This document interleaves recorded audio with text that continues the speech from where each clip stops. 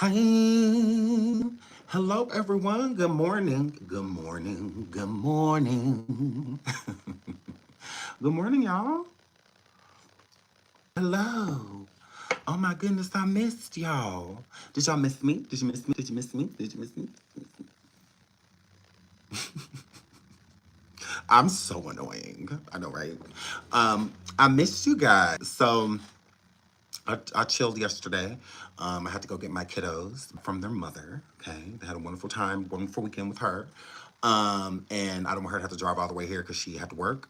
So I was like, I'll come and pick them up. So, because she came and got them, so I felt like it was the least I could do. So I went and picked them up and then took them to eat and we hung out and then we came home. Then I went live on coffee. Yeah, then I went to sleep, woke up, went to the gym, feeling really refreshed, really refreshed, really refreshed. So I'm like, yeah, let's go live. I feel that the people need to hear from me as we're born out here in these streets. When the NaZiyah is not around and I'm a girl. So I had to come holler at y'all. I missed y'all. Look at all of y'all running up in the show. Hey, Kay, Christian, DD member, Truth Hurts member, Rose with no thorns, period. Onika, yes. You will go father. A little piece. You know, I do what I can do. I love my churn. Yes, I like your name, Onika. Eartha, hi, boo. Hi. Zed, Ducky Dexter, member. Hi, love you too. Tiffany Willis, my baby, of course. Fob. Is that what it is? Hi. Kenya, Coco, Bell. Bell Nix, hi, boo. P. Jackson, hello. Um, Lord, hey, Tribble. Hair flip. Hi, Tribble. Yeah, we're not doing that. Lo Soto, baby. Hi. Be Real, Organized Chaos. I like the name. Melinda, hi. Faith, my babes. Hi, John. Milk and Honey, period. Organized, that's what I taste like. Honey, you're welcome. I taste just like candy. So shout out to Kenya, Scorpion Vase. Hi, boo. Hi, babes. Tina, Queely. Yes, Lotus, baby. Hey, girl. Kimberly. Okay, this is my nightmare. I'm really popular. Okay, a lot of people. Thank you, Coco. This is my nightmare. This is my nightmare. Okay, all right. We have a lot of people that joins this show that jumps out in the comments, and I want to say thank you to all of you. Okay, I don't think it's easy as a content creator to get people to jump into the chat. A lot of people just like to watch until you say something interesting enough for them to feel like, you know what? I'm a comment, right? And y'all just come in commenting just because y'all love y'all some me, okay? And I appreciate that. I really do. I love y'all.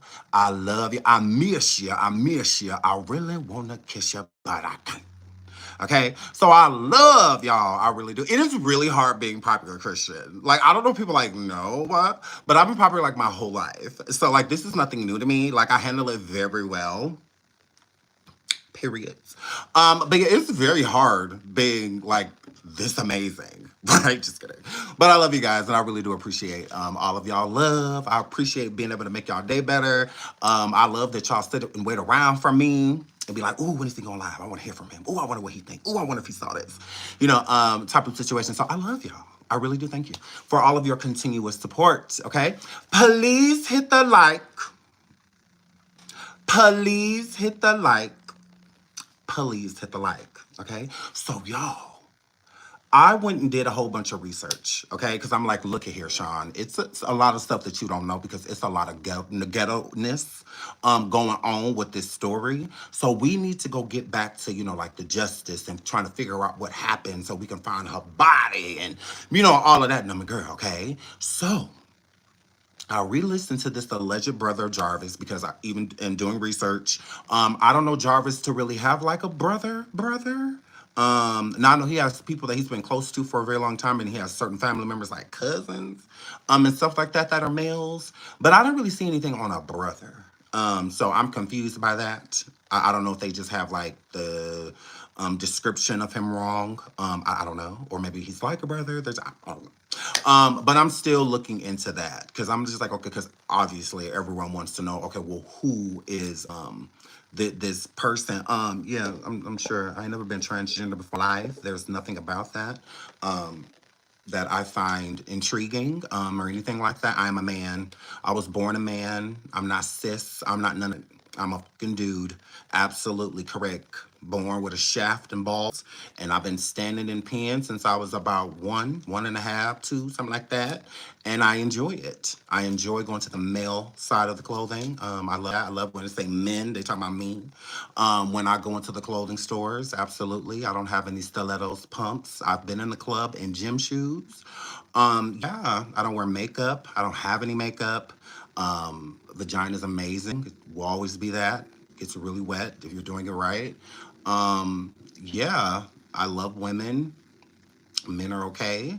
That's what that were. But yeah, I've never been transgender before in my life, and I never will be. But shout out to all of those people. Okay, fight the fight. But yeah, transgender. Okay, I don't know where you got that from. That is hilarious. That is hilarious. So yes. So shout out to 45, yes, for the super sticker thing, sweetheart. I really appreciate that. Yes. So y'all, so I don't know nothing about this brother. All right, I'm gonna keep looking into it. But as far as I'm concerned, I didn't see a brother. Jarvis's. Okay, but his story is a very plausible story.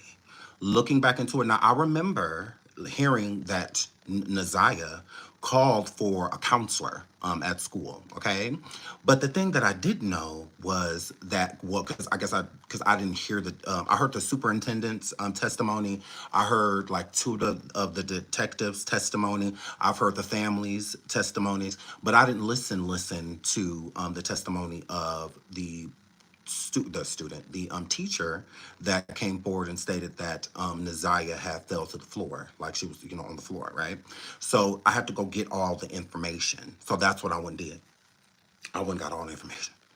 So once I went and got all the information, it made the story sound like, whoa. I'm like, oh my God. Is he correct? Is he correct? Because Shannon and NaZiyah were pregnant at the same time. I'm like, oh my God. And Shannon was pregnant with NaZiyah when NaZiyah went missing. Oh my goodness. And she miscarried. So the information that we were hearing Roxy and Shannon speak of in that horrid whatever that was, ambush interview, I don't know what that was, it was crazy. But and we could, the audio was bad, but I told you I was gonna go listen to it and like make the audio like really high so that I could hear what Shannon was saying to Roxy, because Roxy still hasn't come forward and stated anything about that conversation. And that is a really important piece, because Shannon at that point is discussing something with Roxy that she didn't even discuss with the police, that she never discussed on the stand. She didn't anything about being pregnant. She did not. That audio is Shannon confirming that she was pregnant at the same time NaZiyah was pregnant, but did not acknowledge NaZiyah's pregnancy. Not at all. Not at all. Not at all. Did not acknowledge her pregnancy at all. But we all know that NaZiyah was pregnant when she went missing. But Shannon was too. That's what we didn't know. That's what we did know. That's that little piece of information with Roxy and Shannon speaking in the kitchen in that bizarre whatever that was. I guess it was supposed to be an interview, but it was just a bunch of arguing and yelling and, this is my house. Da, da, da. So she was pregnant at the same time as NaZiyah. Oh my word, shut your mouth and keep on talking, Sean. So in 2023, Shannon had a baby with Jarvis. That was the fifth child, okay? Now on an interview as of recently, Roxy's mother, which is NaZiyah's cousin, so it would make her either NaZiyah's cousin as well or NaZiyah's aunt, confirmed that Shannon, because Shannon said in the interview that she had 5 kids by Jarvis, almost 6.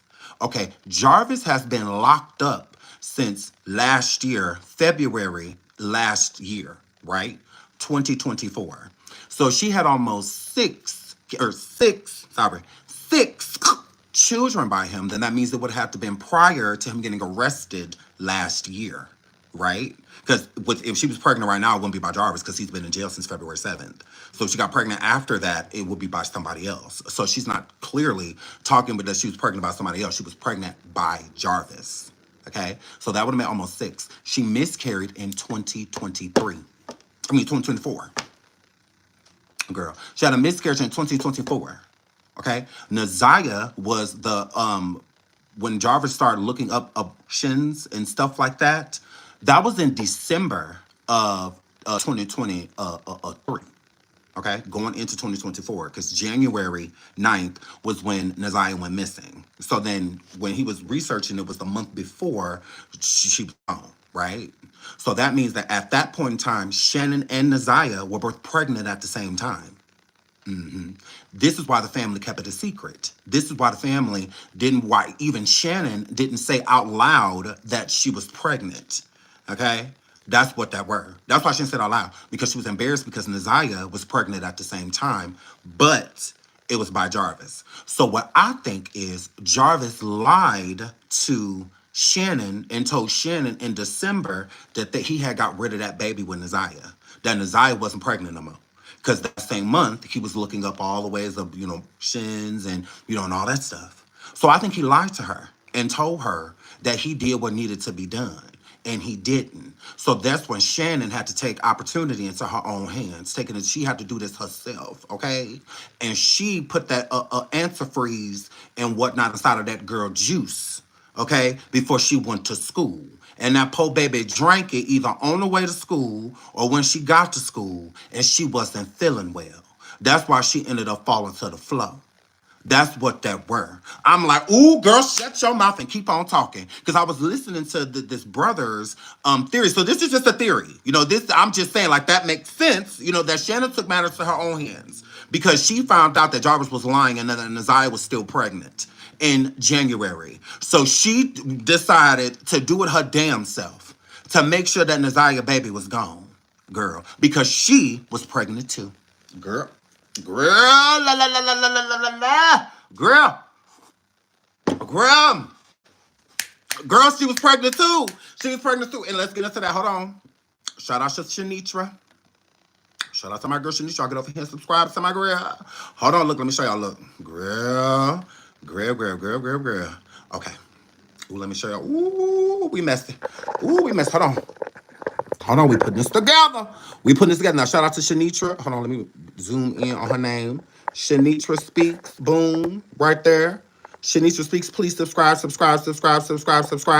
was over there listening to her because she's been doing a really good job keeping up with everything NaZiyah related. So, y'all, so this is the audio that I was talking about earlier. So in this audio, Shanitra, thank you, Shanitra, she put this on here and it's louder so we can hear more of what Shannon was actually saying. So Shannon is confirming that she was pregnant, and I believe she was confirming this pregnancy around the same time NaZiyah was pregnant, and here's why I think so.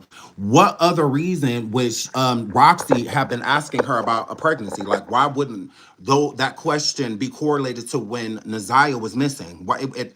So this pregnancy had everything to do with when NaZiyah was missing. Shannon found out she was pregnant in November, December. She found out that she was pregnant. That's what I think. I think in November, December, she found out she was pregnant. And she told Jarvis. And Jarvis knew that NaZiyah was pregnant. And he told her. Shannon knew NaZiyah was pregnant too. But he was supposed to get rid of that baby. Why would he be researching all of that stuff if that wasn't the intention of him to get rid of the baby? He was. And I believe Shannon assisted. I believe Shannon said, like, look, you could use this, blah, blah, blah. And he ended up telling her that he would do what he needed to do to get rid of the baby.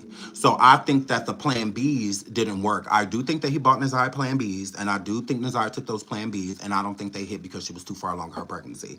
So, and I'm a girl. That's just how I feel, because NaZiyah and Jarvis had conversations about plan Bs because she had took them before. So I think that she took them again because he wouldn't got them for her, just like he wouldn't got the pregnancy test for her and stuff like that. Please hit the like. Please hit the like. Please hit the like. So at this point, I feel that Shannon, when she's speaking to Roxy right here, is confirming that when NaZiyah went missing, when NaZiyah went missing, that she was pregnant when that happened. And speaking of buying a pregnancy test, taking a pregnancy test, this is when NaZiyah went missing. Is how I feel. They were pregnant at the same time. So let's get into that. Let's get into that. At all. I did that. This is when I found out I was pregnant. She said, "This is when I found out I was pregnant."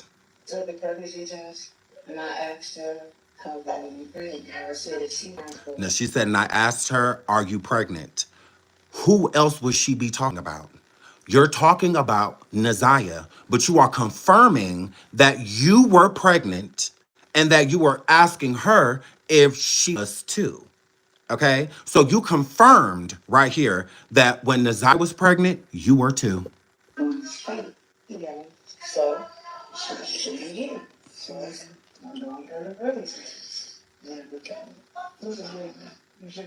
I don't want to be. And then she thought, I don't want to be recorded. Right as she's getting into the nitty gritty. No, girl. So you and NaZiyah was pregnant at the same time, and you asked NaZiyah if she was pregnant, and you got NaZiyah a pregnancy test. You did, girl, because your line was faint. You said, girl, yourn was faint. So it didn't mean that you wasn't pregnant. At the same time, it gives that you were.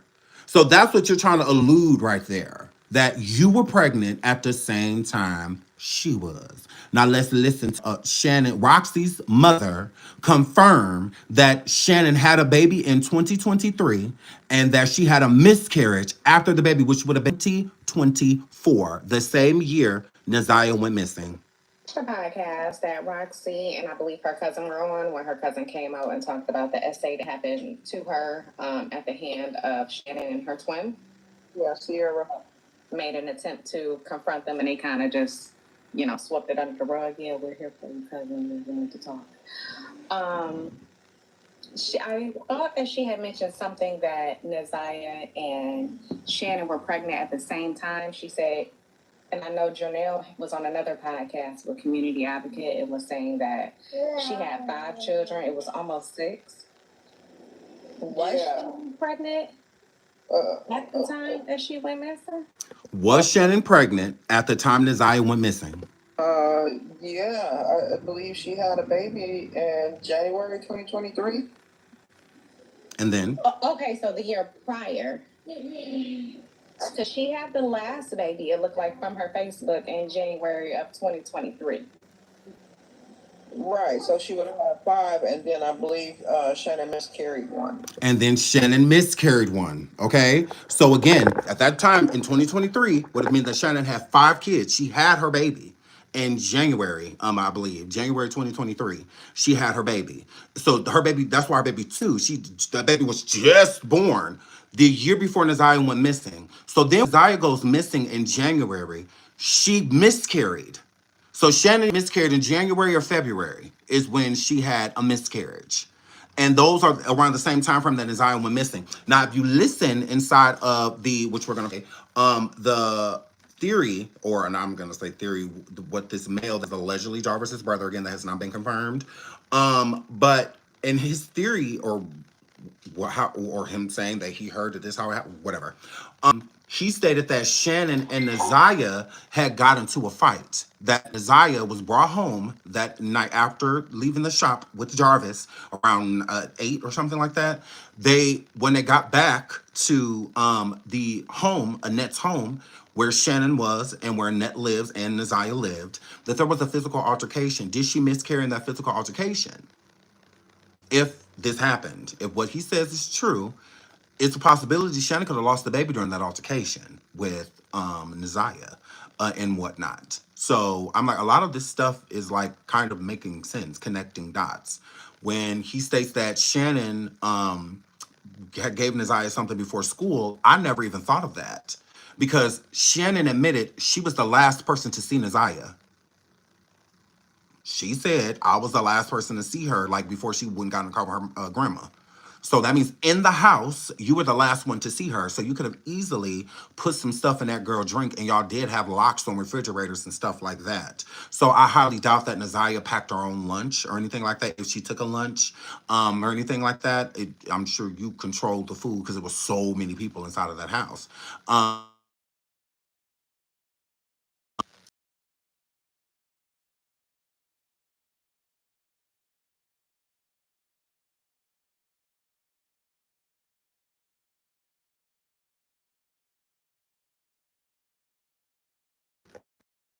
Okay, can y'all hear me now? Can y'all hear me now? Can you hear me now? Can you hear me now? Can you hear me now? Can you hear me now? Can you hear me now? Can you hear me now? Can you hear me now? Can you hear me now? Can you hear me now? Can you hear me now? Can you hear me now? Can you hear me now? Can you hear? Okay. Whatever. Play us up. Play us up, and my girl. Here, flip. So y'all, I believe Shannon put something in that girl drink as well. I do. I think she put some antifreeze inside of her because Jarvis wasn't there in the morning. So you can't say Jarvis did it. You can't say Jarvis did it. Okay? All right? So you can good. You're supposed to because this is a lot of information. So the other day, shout out to Katrika, this man that is allegedly Jarvis Butts, whom is in jail's brother, that's what the T is. I cannot confirm that.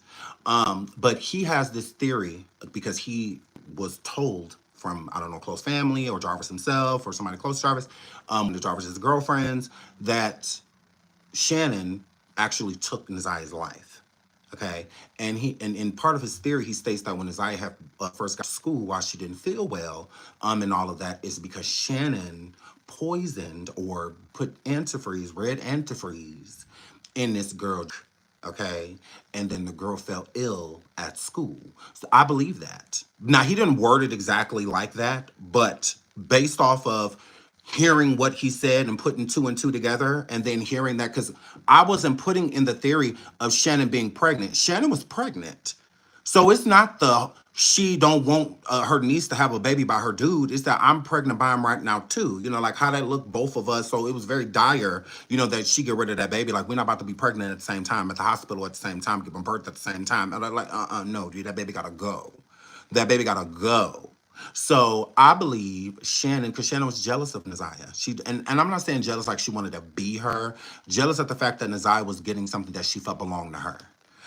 In that realm, instead of looking at this girl being SA'd for what it was, looking at her as an equal, instead of this is my young 13-year-old niece that is being SA'd by this man that I've fallen for, that I'm in love with, you know, that he is in the wrong completely. You know, she has done nothing, and none of us have done anything to protect her or to make sure that this was not going on. And we have known or seen signs that there is something beyond uncle niece relationship going on here, or just because I really don't see how you can say uncle niece if Shannon and Jarvis weren't like living together, linked as being in the relationship together. He had a whole girlfriend, and and he proposed to a whole different woman that wasn't even the girlfriend. So it's like that, you know, like so Shannon clearly was not the only person. Like it was obvious, you know, that she wasn't the only woman. So what I'm saying, like, why correlate him as an uncle at all? Like, no, he was not an uncle. You know, if anything, the dude that's sleeping with my auntie that keep getting her pregnant, my auntie baby daddy, like that's what he is. Like, he's not an uncle. An uncle is at least married into the family, or even if it's, you know, what do you call that? When they just been together for a long time, married because law. How do you call that? Some law marriage. Like I mean, it's not even like that. Getting with somebody, breaking up, getting with somebody, breaking up, getting with somebody, common law. Getting with somebody, breaking up, getting with somebody, breaking up, getting with somebody. That's not. No, that's not a relationship. I'm not going to call you uncle. No, I'll call somebody uncle that's been dating my aunt for like 15, 20 years, something like that. But they together, they have children, you know, all of that. He may step out and but they like literally still together. Then I can get the uncle vibe. But what are we calling him uncle for? He's not her uncle. Like, can we stop saying that? Like, her auntie baby daddy did this to her because that's what he was, right? In the story. So, yeah, so she allegedly needed NaZiyah's baby gone. She really did. And I feel like that's what the theory of her going into a fit of rage and hitting NaZiyah with a blunt object in the home, or fighting her and then grabbing an object and hitting her with it, and NaZiyah passing. That is completely plausible. Them both being pregnant at the same time. NaZiyah having an idea that Shannon was pregnant too, with Shannon having her take a pregnancy test, or getting her a pregnancy test. Well, you didn't say none of that on the stand. You didn't say anything about NaZiyah being pregnant at all.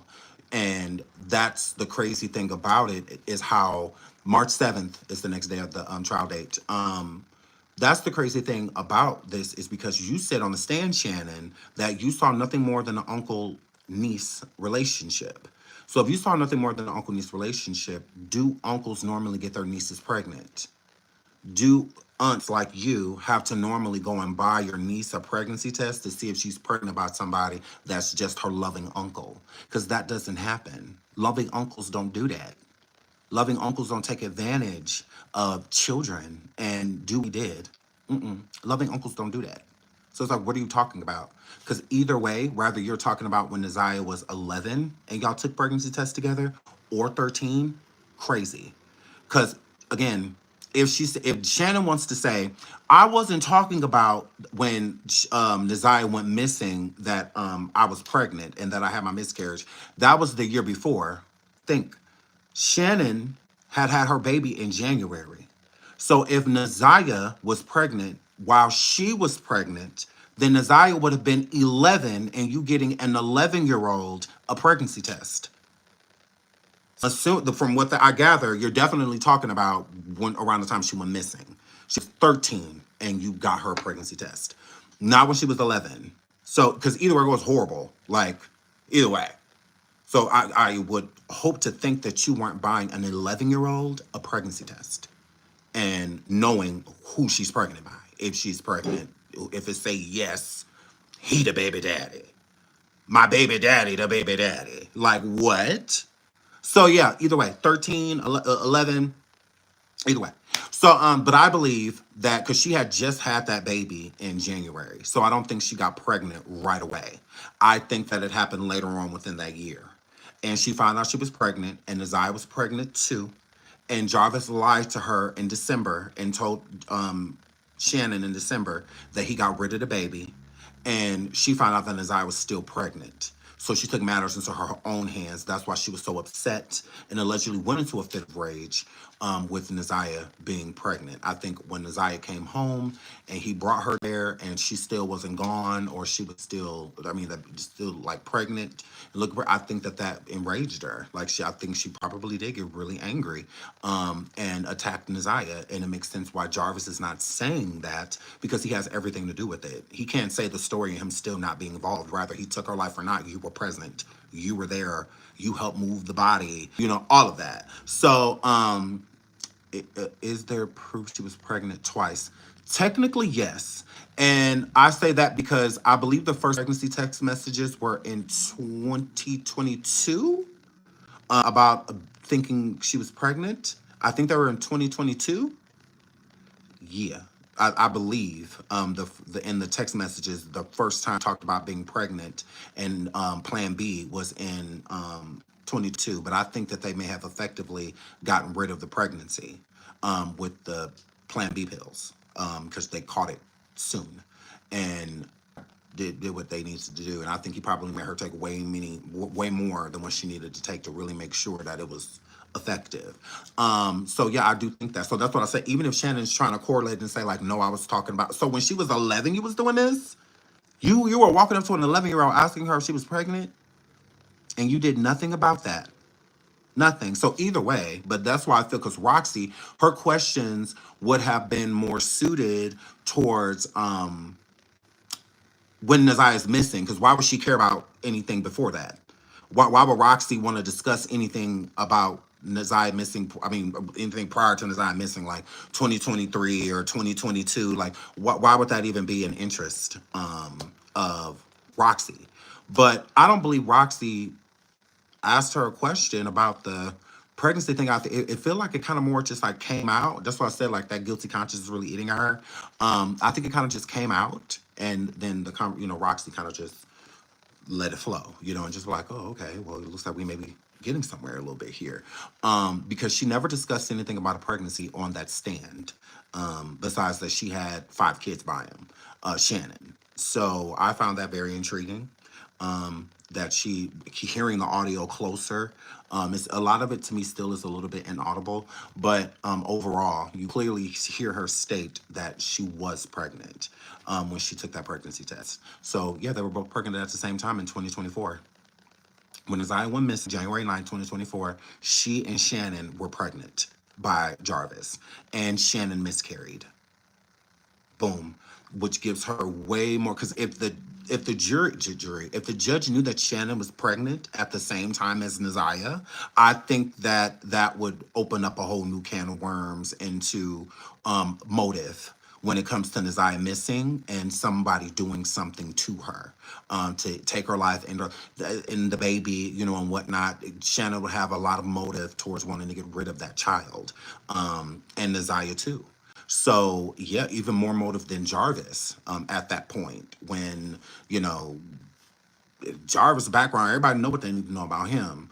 But Shannon allowing this to happen and being pregnant at the same time as her 13-year-old niece is something that people didn't know. And Shannon would definitely want this secret kept, not coming out, or them, NaZiyah hiding her pregnancy and stuff from the world and whatnot. I think it was definitely saying that we cannot talk about this, because there has been no open dialogue with anyone outside of the family, outside of that home, about NaZiyah's pregnancy. That's why there's literally no proof, because then other family members could come forward and say, yes, we talked to NaZiyah and she did confirm that she was pregnant. No, they can't say, because they didn't talk to her about it. They didn't know that she was pregnant. I honestly don't think the outside family had any idea that NaZiyah was pregnant. I don't think they knew. And the immediate family, like Annette and Shannon, Marquita, or however you say the twin sister's name, I think they all knew. I don't even think Lady, NaZiyah's biological mother, Shannon and them sisters, Annette's oldest daughter, I don't even think she knew that NaZiyah was pregnant. I don't think none of them knew, besides the immediate people. And the twin definitely knew NaZiyah was pregnant. So they can confirm it. All the people that can confirm that NaZiyah was pregnant won't. Annette will not confirm NaZiyah was pregnant. The judge herself, Sabri, said, I find it hard that 2 women in the house with children did not realize this girl was pregnant. Because you know a kid's body, a child that's walking past you every day, you know their body. Okay? There is no way my 13-year-old daughter can be walking past me and me not know, at least after I would say 3 months, 3 to 4 months, that they pregnant. Like I'm gonna know. You're gonna know. NaZiyah looked pregnant. She didn't look like she was gaining weight, because she wasn't gaining it nowhere else. Her face wasn't gaining weight. Her arms weren't gaining weight. Because when you gain weight, you kind of gain it in multiple places. You don't just gain it here. Her nose was a little bigger, but that happens with pregnancies, and whatnot. So it's like, how do you not know if your kid, because my daughter comes to me when she needs her products. So if it's been like a month or two, I'm going to notice. I'm going to be like, because I'm used to getting it for her. Like every month or two, I'm going to buy a few bags of the stuff that she needs. So, or I'll just give her the money and she, give my card and she'll just go through the store and get it herself. But still at the same time, rather I'm getting it for her because she forgot, or she running into Target and getting stuff herself. We do this. Just like bras and panties. We do this. I take her to the store. She'll go through, get the stuff that she need, and we'll swipe when we get to the front. Like, I'll just sit there scrolling my phone, wait till she done. And then so it's just certain things that you kind of just pay attention to, as a parent. So Shannon and Annette cannot convince me, people that saw her every single day, because you're going to notice first. Now, people that don't really see her, it may go under the radar, because they don't really see her. But somebody that see her every single day, she's pregnant. All of y'all knew. You can't get, she was too far along for y'all not to know. Now, she was a month pregnant, 2.5 months, on the way to 3 months pregnant. All right, I would understand, I didn't know. But when a baby is kicking, pretty much, flipping over and whatnot. This girl having trouble sleeping, and all of that, trouble doing anything physically, any physical activity. It's a burden, all I mean, she's further in her pregnancy. That usually don't happen at the beginning. It's more so of, like morning sickness and, you are tired, stuff like that. Cause I don't went through 4 of them. I don't watch 4 pregnancies. So it's just like, yeah, I see the symptoms. Every woman is different, but at the same time, they have a lot in common. Okay, when it comes to it, the craving, stuff like that, there's usually more so towards the beginning. But the uncomfortable sleeping and all of that, that usually come in the next trimester. It's not usually in the first one. Besides like nausea and stuff like that. Some of them get like gestational diabetes and things like that. So I mean, it could have been anything happening to that girl, and she would have had no idea. And if something was happening to her baby or wrong with her baby, she would have had no idea because nobody did anything. No one did anything. That baby, poor baby, the baby could have been doing something to her. The baby could have been harming her. Anything. And they would have never known because didn't nobody take her in because they don't want nobody to know. They was too busy, Shannon and Jarvis, trying to calculate a way to end the baby. So they had no real. Why would we take her in and make sure the baby got right for what? We getting rid of it. Because they took her in to get all her immunizations and stuff like that. So clearly, when it came to doctor's appointments, she was up to date on everything. So she wasn't neglected in that area. So her being pregnant, you would think that you would still, whether you wanted her to be pregnant or not, you would still want her doing all her pre-pregnancy rituals that women do, and whatnot, to make sure that the baby has a safe travel here, that it's healthy with vitamins and, all that, making sure that they're eating properly, getting enough iron, all you want to make sure, that all of those things are happening so that you can have a healthy baby, regardless of, because the baby's innocent, what did the baby do to anybody? Nothing. The baby's not the sin. The sin is in what was happening to her, not in the product of what came out of it. So horrible situation to be placed in, but yeah, that no one did anything. Like this poor thing, she could have been going through all type of pain and whatnot, and her little 13-year-old self just had to bear it because she had to keep her family safe so that they wouldn't get in trouble, and all of that, to keep her baby a secret, but yeah, so let's listen to the teacher that noticed. I don't know. Going back and looking, I did see that a few different teachers that she had after school did say that NaZiyah was not the same. Even a quote from the lunch lady after school that day that said that she was not herself, that day in school.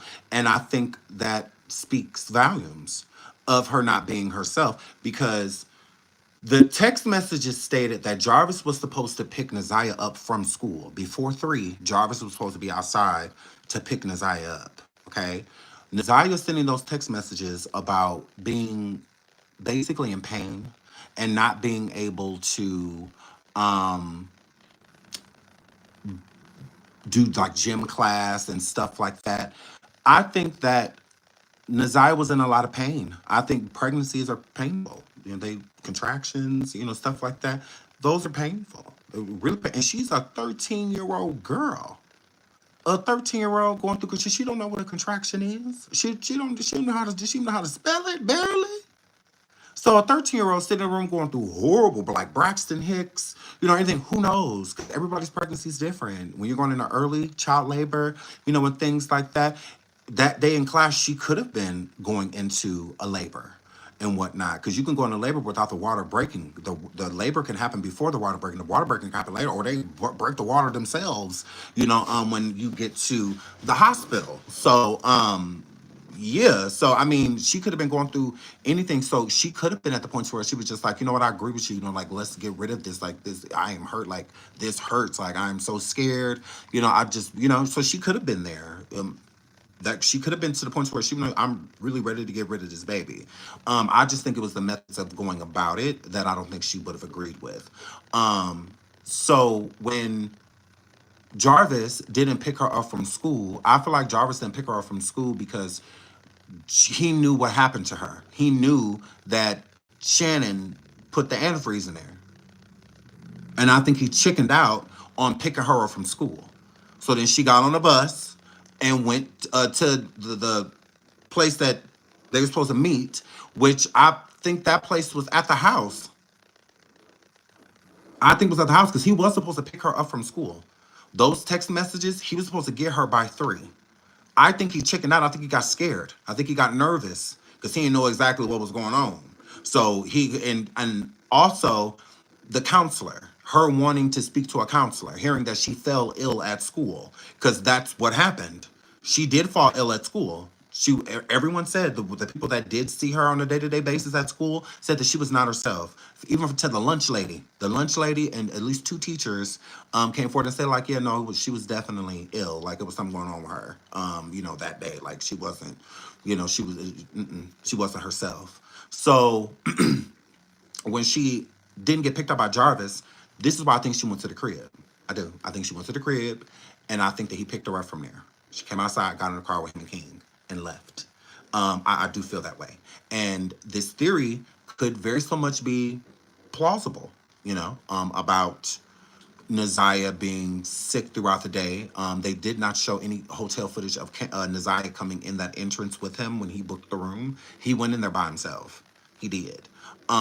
So I wish you could have seen the counselor. Me too, because I think we would have way more information about what was going on with her that day in school, like how she actually felt, instead of people just looking at her facial expressions and body language to be like, well, this isn't normally her.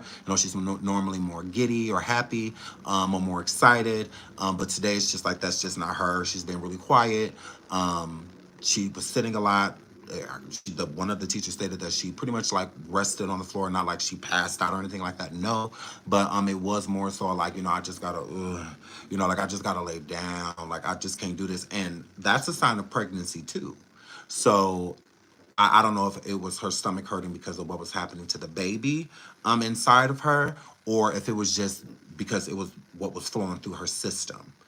That made her just like, ugh, because I think that's kind of how she was, very groggy, probably hard to pay attention to things and whatnot, because all you're doing is focusing on this feeling. But if it's spreading through your body, again, this is antifreeze. So antifreeze spreading through the body, it could slowly start to shut things down in the body, organs, all of that. It is very important to not drink. I looked at the side effects of drinking antifreeze. Pretty much, it's death.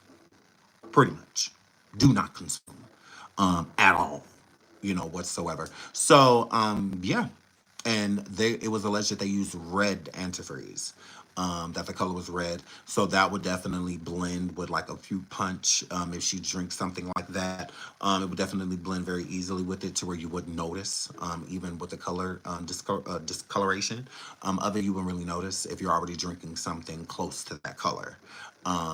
So yeah, and they said she was like a juice drinker. Like, she liked to drink like juicy, fruity products, apple juices, berry juices, teas, stuff like that. And there's also a tea that is used for options as well. So I don't know if they bought both, and Shannon fused both of them in there to where she put because I think it was her. I do. I do. I think Shannon, I think you did. I think before NaZiyah went to school and you stated that you were the last one. Sean, do you believe the audio that's floating around? I think we're about to play it if you're talking about this. So, and I'm going to state more of my theory, connecting my theory to his as we speak. So again, this is allegedly Jarvis's brother again. I don't know nothing about Jarvis having a brother. I don't know nothing about that. Still looking into that. I know he has a sister for sure, and not just because she testified. But we will get into that. So let's listen with a new pair of ears. Hotel to try some antifreeze or whatever he was gonna try to get rid of the baby. He gave that to her, you know what I'm saying, and trying to do whatever he could do. She was feeling sick or whatever. So he says that Jarvis gave the antifreeze to NaZiyah.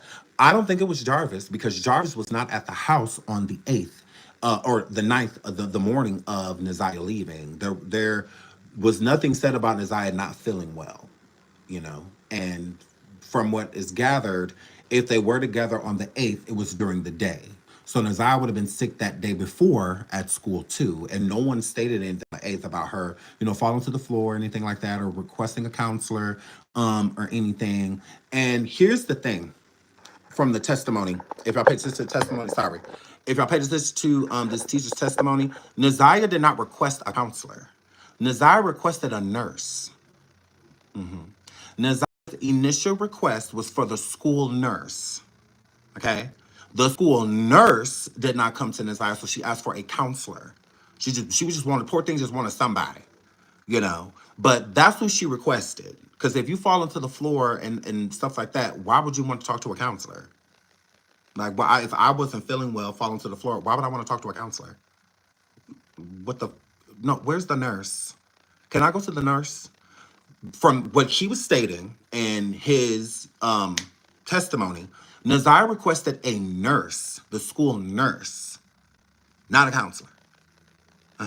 She wanted to talk to a nurse. But she, I guess, was feeling probably so weak that she didn't want to walk down herself. She just wanted the nurse to come to her. And a lot of times you have to go to the nurse's office, and usually but somebody should have walked her down there, or something like that if she felt like in that class, if she fall off, and she was pregnant and they didn't even know she was pregnant. This is why you take matters like that serious.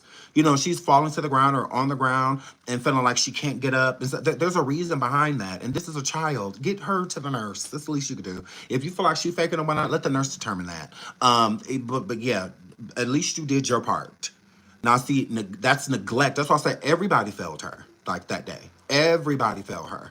This is what happens with a lot of young black girls. They look at them as grown, fast, even if they have a little mouth on them and whatnot. They're still a human being, okay? And sometimes it takes people like us, like the people that want to see people do well, like good teachers, to take a little bit of extra time just to let them know that you are not the enemy.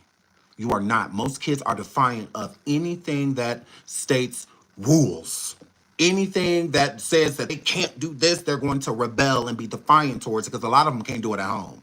So they come to school and they act out. Like that's what that is. So you get to the root of it and it don't take years, months. You can do it in a day. You just let them know you're not the enemy. That's it.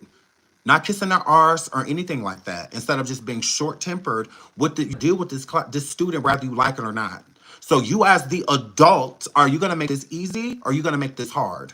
Because if I was a teacher, I'm not dealing with an unruly child. Now, I'll try to build a bridge. But if you just don't want to build that bridge, you got to get out of my class. It's that simple. Because that's how I be. I want to be able to teach my class. I'm not going to every 5 minutes have to stop because this motherfucker want to go to jail in the future. Because his future is prison. Well, there's a bunch of kids in my class that don't want to go to jail. So I want to be able to focus on them. So at this point in time, it's me or the dog. At this point. And yeah, it's that deep. It's that because I'm not about to be doing this every single day. Like, this is stupid. This is not my child, and I don't want it to be. But I will try to build a bridge, so that he could know that he come back across, she come back across. NaZiyah wasn't really that type of student, but that's how they look at black children. A lot of them, that they're unruly, that unable to learn, unable to educate. No, they're not. They're just misunderstood. A lot of them are. And it will take somebody like us, an outsider, for them to bond with. For them that at the beginning of the school, you basically hated the student and hated you. But by the end of the school year, y'all like each other. By the end of the school year, he's sad saying goodbye to you, or she's sad saying goodbye to you. That's because you built the bridge. If you don't build that bridge, then, it's not that they don't want to learn and stuff like that. Give them a reason to. Technology don't take over. So give them a reason to want to learn, is my thing. Some teachers are boring as that they are. And it's hard to pay attention to something you find extremely boring, So spice it up, make your students want to learn instead of just sitting up there, Bueller. Like some kids just be like, oh, girl, what you doing at the school? Because sometimes they be like that. So it's just like, yeah. But y'all truly did not care about these kids because you can't say that NaZiyah wasn't herself if you didn't do anything about it. Well, if this is not her normal behavior, if she's normally paying attention, things like that, and she's not doing that now, she's on the floor and all that, get her help. Now, if this is a student that always coming here acting like they sick, always coughing, always want to go to the nurse office, always want to go to the bathroom, then I would understand the boy or girl that cried wolf. Then I would get that. But this young lady, she don't do that. So treat her like she don't do that. right?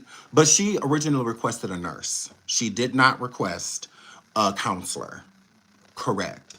She requested the nurse during her on like being on the ground, being not getting not feeling well or wanting to get up, and not why would she want a counselor? I just don't understand. I feel like NaZiyah was smart enough to say, "Hey, I don't feel well," and equivalent that to a nurse, and not I need to talk to someone because that's what a counselor is for.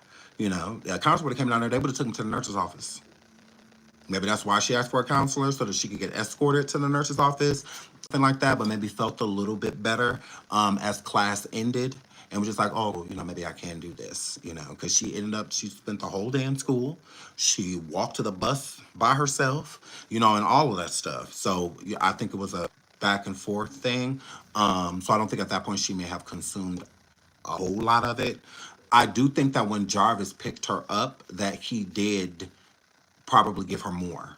I do think that she drank some more upon picking Jarvis up because she did limited movement.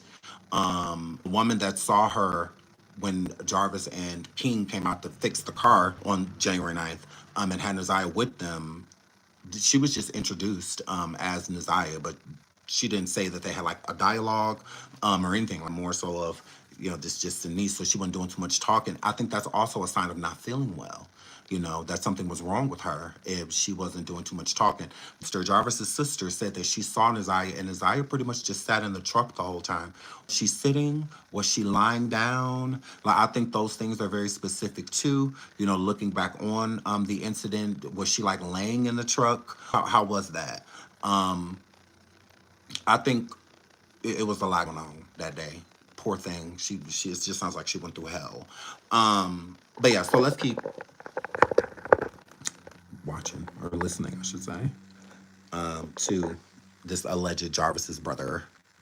Right, so he gets in the car, drops off, to go back home. Hold on, what I'm gonna play the whole thing, and then I'm gonna play it back, and then I'm gonna play it back, and I'm gonna say what I think as he's doing. Some antifreeze or whatever he's gonna try. Please hit the like. Please hit the like. Over 1,100 people in the building. Please hit the like. Please hit the like. I would really appreciate it. Justice for NaZiyah. To, you know what I'm saying, and try to do whatever he can do. She was feeling sick or whatever. All right, so he gets in the car, drops off to go back home. When she gets out to go home, she go in the house. Shannon didn't get into it with her. They didn't call and see if she was at Jarvis' house because Shannon already knew she was at Jarvis' house because she called to get directions earlier that day while she was at school. So when she get back, they get to fussing out going up to Jarvis' shop and calling fast and this and that. Then it all came out, confirming that she was pregnant, was Jarvis, and Shannon lost it. Shannon lost it real bad, and NaZiyah beating her, hitting her in the head with some object right there in the house that they overlooking, and killed NaZiyah because she was already probably having complications. Remember, whatever they've been giving her to try to get rid of the baby. Remember, she was sick earlier that day and on the floor. Instead of them calling the nurse, they called the counselor. The school failed them. So once Shannon beats on it, she passes out, she dies right there. So they panic.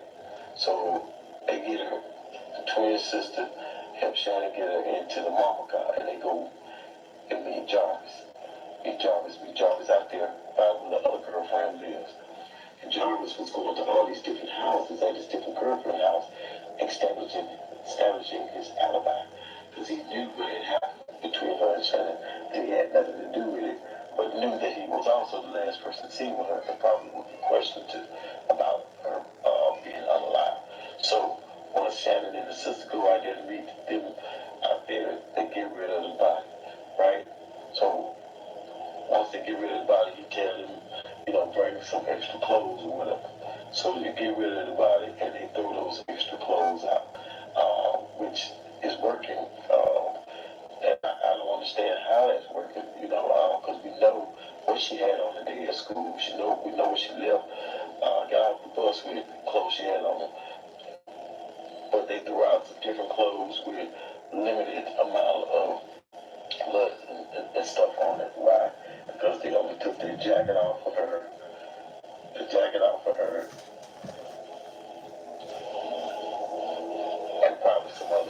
stuff that was already in the house. But she still buried in what we saw her in, which is that colorful jacket, them jeans, and some other shoes, wherever she is. And I don't think she buried nowhere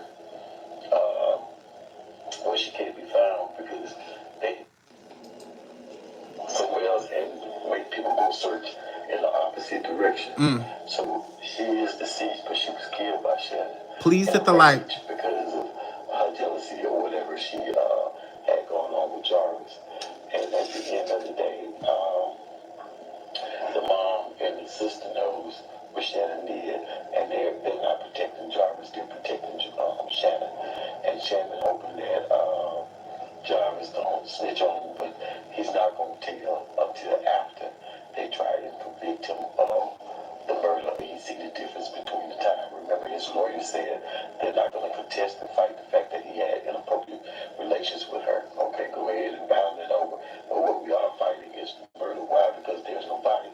Now, here's where it gets tricky. Now, you do know that Shannon and all of them have already made deals with the DA. Why? Because without Shannon, the mom, King, the fiance, without all those people, they would not have a case for murder against this young lady. So they pieced up parts of their statements and testimonies to present what it was they wanted to present to the court, that he was last seen with it and he's the one that killed him. But believe me, there's other text messages, all kind of messages in their phones that they took. But if they convict them and show that they are also guilty, then who would be on the stand and testify or could testify against Jarvis? Because they all could get up there and just plead the fifth because they all are being charged. So therefore, they're letting them off and letting them go. They made a deal. They agreed to testify against Jarvis and say what it is that they This part is want an to say. opinion. In turn, keeps them from being prosecuted and charged with anything. But trust me, they know exactly what happened. They know exactly what happened to her. But they want to get Jarvis and get Jarvis off the street because they feel like he's the problem. He's the real leader. But they So, yeah, I see somebody in the chat. I don't believe this is Jarvis' brother, me neither. I don't know who he is. I have no idea. I cannot confirm who that voice is. I've tried. Like I said, I have not seen Jarvis to have like a brother. I don't know. That's very confusing to me. So he sounded like an inmate. I agree. I thought that too. I said, is this like a jail call? Or something like that? I'm like, because that's kind of what it sounded like to me. One, the audio, like how he sounds. And then two, if you notice the dirt on the screen, the people was like, we need to clean that screen. It is whoever is recording it is using their cell phone, aiming their phone and their camera at another phone, recording it. So that's what's going on right there. It's a phone recording a phone to get the audio.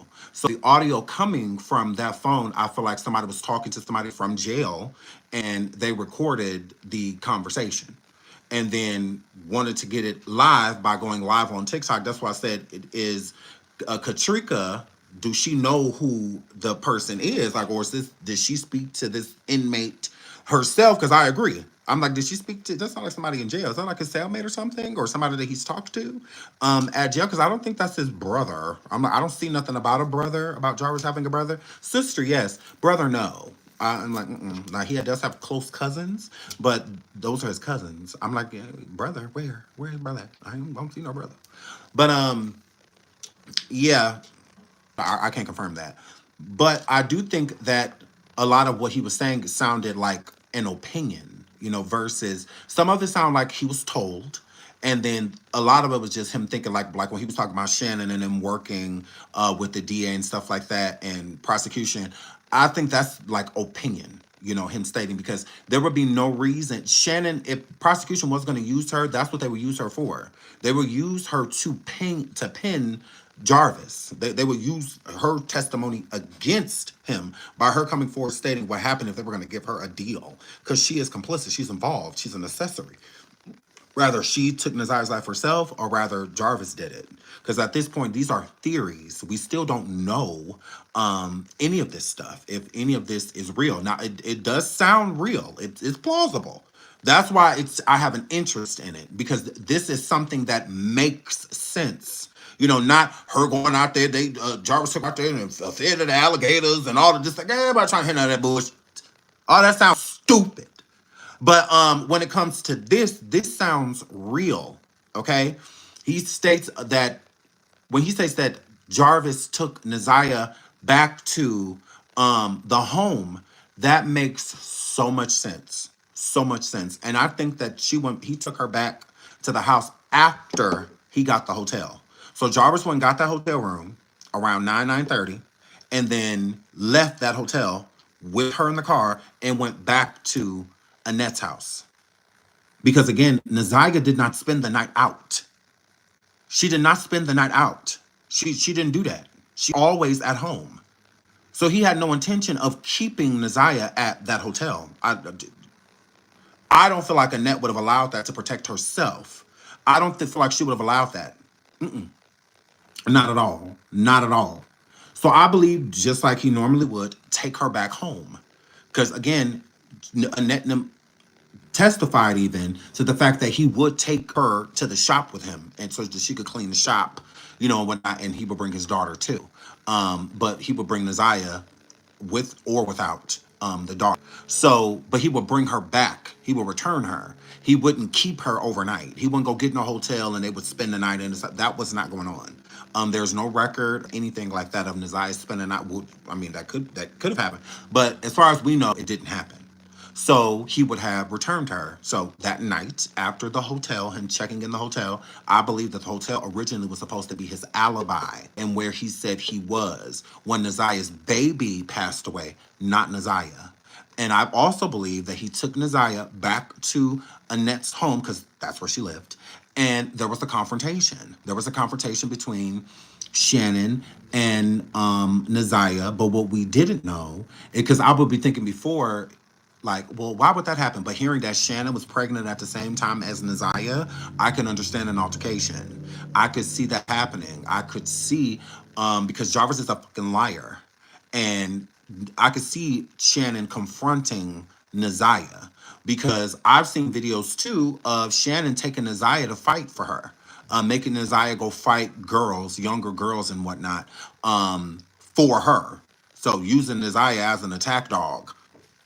I've seen videos and I'm just like, ooh, I don't know if that it sounds like it's true, but I don't know. But so she was very violent, Shannon. She's a violent person, and she also had NaZiyah out here being violent too. You know how we are. We call our family when, you know, something go down. But NaZiyah was too young for all of that. I'm like, yeah, why would we be calling an 11-year-old or 12-year-old or 13-year-old to come and fight for you? Like, that is insane. Like, why would you be out here getting altercations with somebody that young anyway, and you 29, 30? You know, like, hello. That's why I feel like she felt like NaZiyah was her equal. She didn't look at NaZiyah as a little girl, because mentally she's still like in the headspace of a 12, 13-year-old herself. Shannon, not very bright, has a limited education, and having limited education, your brain only operates a certain way. You know, when you have a decent education and you've learned things and absorbed things, even life experience, then you can think outside of the box. You know, you can look at a situation to where a younger person is approaching you, and as you've grown and gotten older, it's not as nearly as bad as it used to be. At this point, you can just walk away. You know, back in the day, oh no, you pop off and then it's, you know what I'm saying? Like, but now you have way more restraint and more couth, you know, to where you can just ignore that, you know, and just think back. So, you know, I got this stupid stuff like that too, you know, and just keep on moving.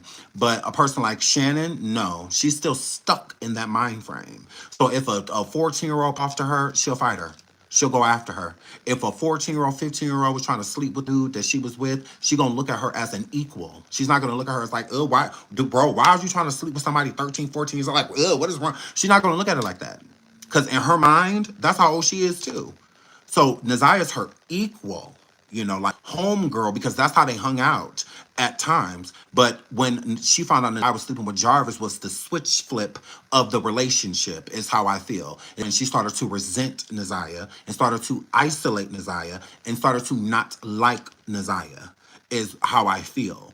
But she couldn't stop, or felt like she couldn't stop what was going on, because she want her dude to be happy. if she got involved with NaZiyah and Jarvis, with all of them being in the same mental mind frame, Jarvis is like a 12, 13-year-old too. You know, like 100%. These are all like the mentality of children. So again, they're all looking at each other as equals. Jarvis is not looking at NaZiyah as a little girl. He's looking at her in his sick, demented mind as his equal. He can approach someone this young because mentally, that's where he is. He may be 30 something, not in his 40s, but he may have been 30 something, you know, at that time. But that's not, he's not in the mental mind frame of that. That's what happens when you have a lack of education. You are stuck in a box and you cannot get out of it. The only way to get out of it is to learn and to grow. They don't want to do that. Because when you get to a certain age, you get stuck in your ways. How you think is just how you think. Like nobody can change that. Back in the day, you could go back and forth in a relationship with somebody, even if they was cheating on you and stuff, you know, and jump in and out of it and get back with that person and break up with them and get back with them and break up. But then when you get older, you don't have time for that no more. Like when you hear the person cheating on you, you just done. You know, just you're through. You just walk away. You ain't trying to hear nothing. You know, but back in the day, it was different. You would want to hear that person out. You would fight to keep that person and whatnot, to where it's a tug of war, you know, and all of that. You would do those things. But when you got older, been there, done that, and how it ended was charges. Jail. You know, it's how it ended. And I'm a girl. Yes, my head on the top of somebody, my foot on top of somebody's head is how it ended. Slashing tires is how it ended. So it's just like, yeah, I ain't got time for none of that. I don't beat the majority of those charges. Some of them got dropped. Going on about your business. You know, like that's just what that word. Like, you know, if you want that person, go be with them. But with them, no, they're still stuck in that mentality. Shannon will do a tug of war even with a child over a man because she feels entitled. She feels entitled to Jarvis. She absolutely does. But she wasn't the only one. So please hit the like, please hit the like, please hit the like. So we're going to listen to this again, and I'm going to pause it at times that I feel like, so we can, you know, see what you kind of flow with his theory. But again, to me, this does sound like Inmate as well. So shout out to you in the chat, because that was spot on. Because I felt this time, I'm like, is this a jail call? And it was the audio is what was making me think it was a jail call. Some antifreeze or whatever he's going to try to get rid of the baby. He gave that to her, you know what I'm saying, and trying to do whatever he could do. She was feeling sick or whatever. All right, so he gets in the car, drops her off to go back home. So I think he's alluding right here that Jarvis gave her some more at the hotel. Okay. So it sounds, from what he's saying, that Jarvis gave her some more antifreeze at the hotel. I believe that Shannon gave her some before she went to school. Because why was she not feeling well that day in school? Just to go. So I believe it was double bubble. I believe because they probably did some form of research, what the Google searches show about how much to give it and when to give it.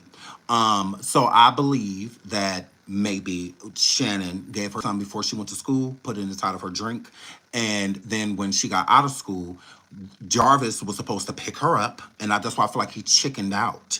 I think Jarvis chickened out picking her up from school, hearing that she may have not felt well. Because I think the school may have called Annette to let her know. Because, again, she wanted a nurse. She did not request a counselor. The school sent a request for the counselor. So whichever teacher, the class that she was in, they sent a request for a counselor, not NaZiyah herself. There was no one that said, NaZiyah said out her mouth, get me a counselor. What would she need a counselor for if she does not feel well? Why would she be on the floor requesting a counselor instead of a nurse? NaZiyah asked for a nurse.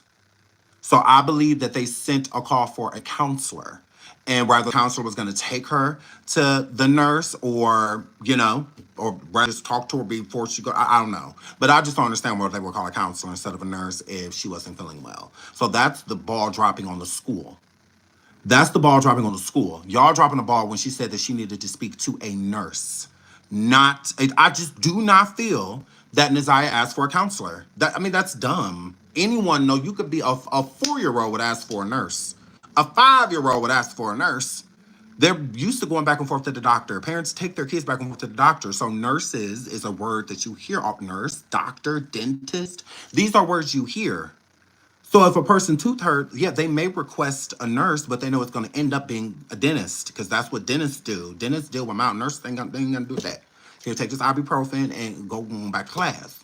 Or we can have your parents come pick you up if you just can't take the pain. Maybe they can take you to the dentist. Their hands are tied if it's something oral. But then, anything of the symptoms of the body, they can look into that. And a lot of school nurses are usually like LPNs and stuff like that. Some aren't, but there are a lot of nurses that are. My kid's mom was a school nurse for like a year or two, and she's an LPN.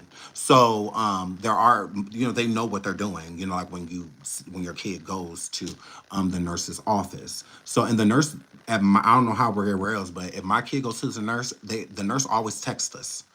Their mom and I, we always get a text message anytime they go to the office at all. Guidance, if they talk to a counselor, we get a message. If they like bump their head or something in school, hit himself to whatever.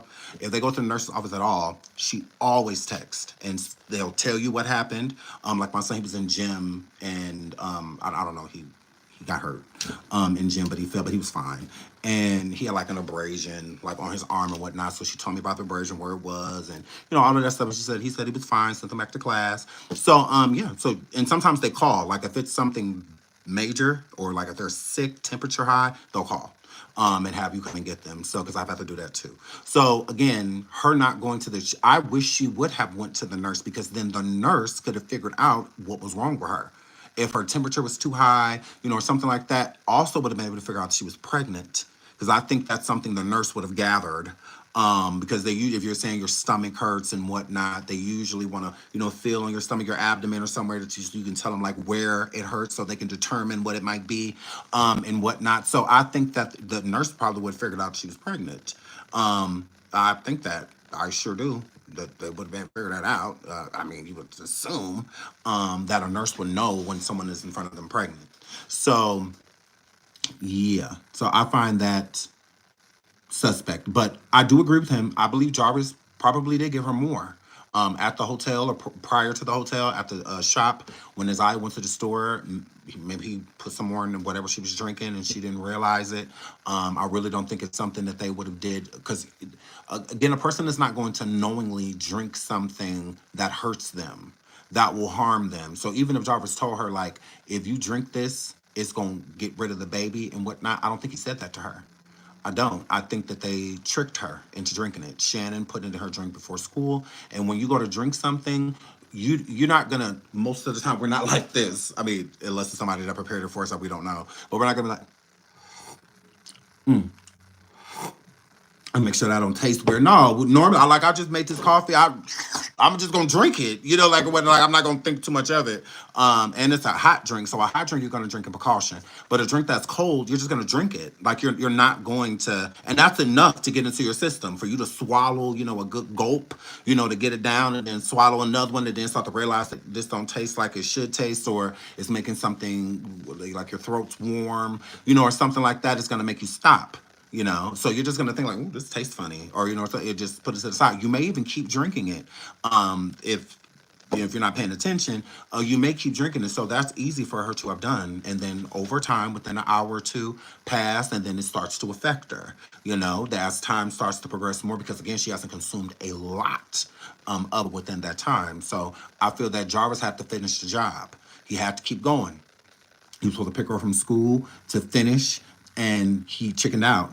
I think he got nervous. He got scared, and then ended up picking her up again, too, and whatnot. So, yeah, it probably has a sweet before taste. Like, have you drank antifreeze? Because that's the only way that a person can state you wouldn't be able to tell because it's sweet. Have you consumed antifreeze? If you have never consumed antifreeze, you cannot say how it tastes. Because I've never drank it. So, but I hear that it has a sweet, I know it has the smell is not sweet. There's nothing sweet about the smell. But I keep hearing too, oh, it's sweet, it's sweet, it's sweet. Well, I've never drank antifreeze, so I can't tell you what it tastes like. No idea. So that's how I'm looking at it. I'm looking at it like, even if it is sweet, I just feel like the aftertaste isn't. So because it's not consumable.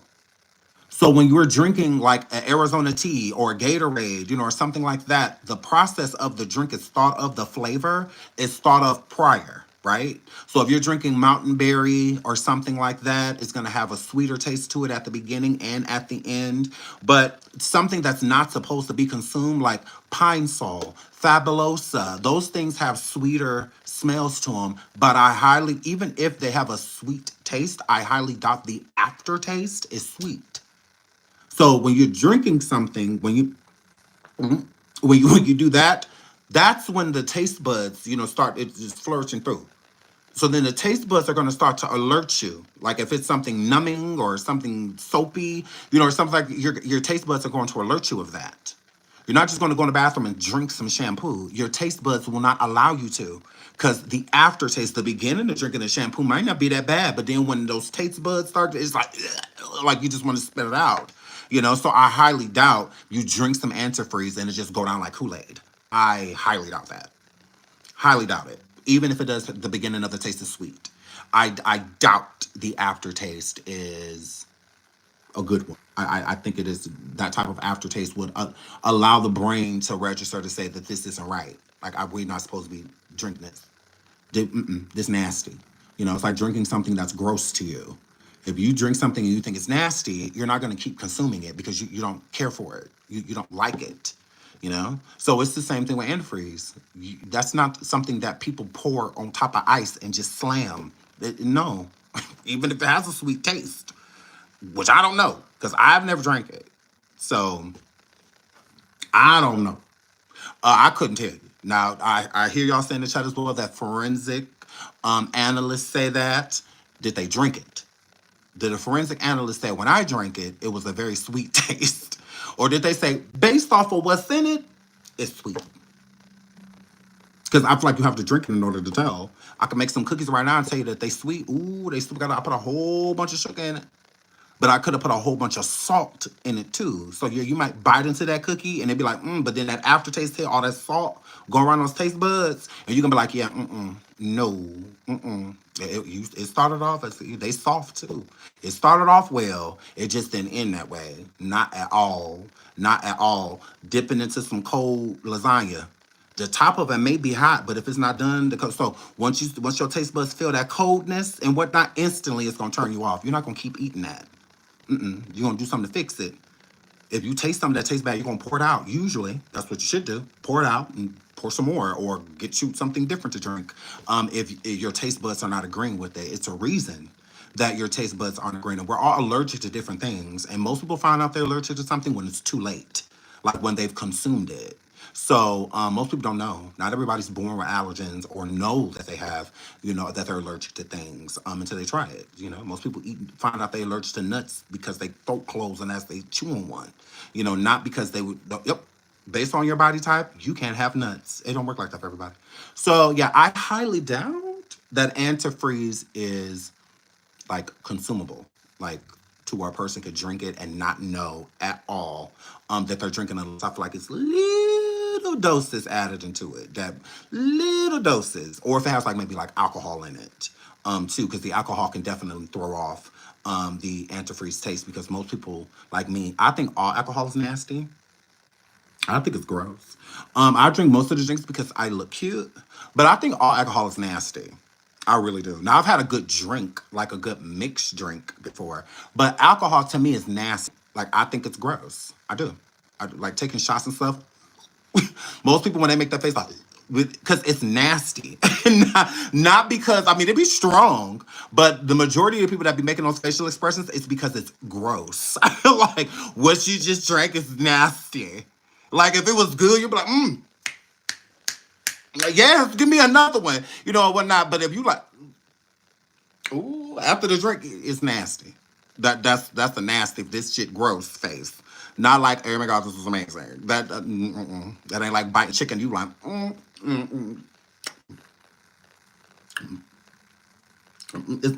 I ain't never had no shot of Casamigos, Patron, nut. It's all nasty. It is. It just get me where I'm trying to get to. That's it. That's all. It just get me where I'm trying to go. Okay. Now I've had some good mixed drinks. I'd be like, "Ooh, this is good." Like that Douce drink that I had with Tip West, like kitchen to cocktail, something like that. Where we had went, ooh, that was fire. That was good because you could like barely taste the liquor. It tastes so good, and it was like a frozen drink. It was so good. But just do stay alone. Gross. So yeah, I think all alcohol is gross. So instantly my sensors are gonna be, but when you're drinking, it's different. It's different. And they didn't say anything about her consuming alcohol. Yeah. So, but let's keep listening. She go in the house. Shannon didn't get into it with her. They didn't call and see if she was at Jarvis' house because Shannon already knew she was at Jarvis' house. Correct. So he says that she didn't call to see where NaZiyah was at because they already knew where she was at.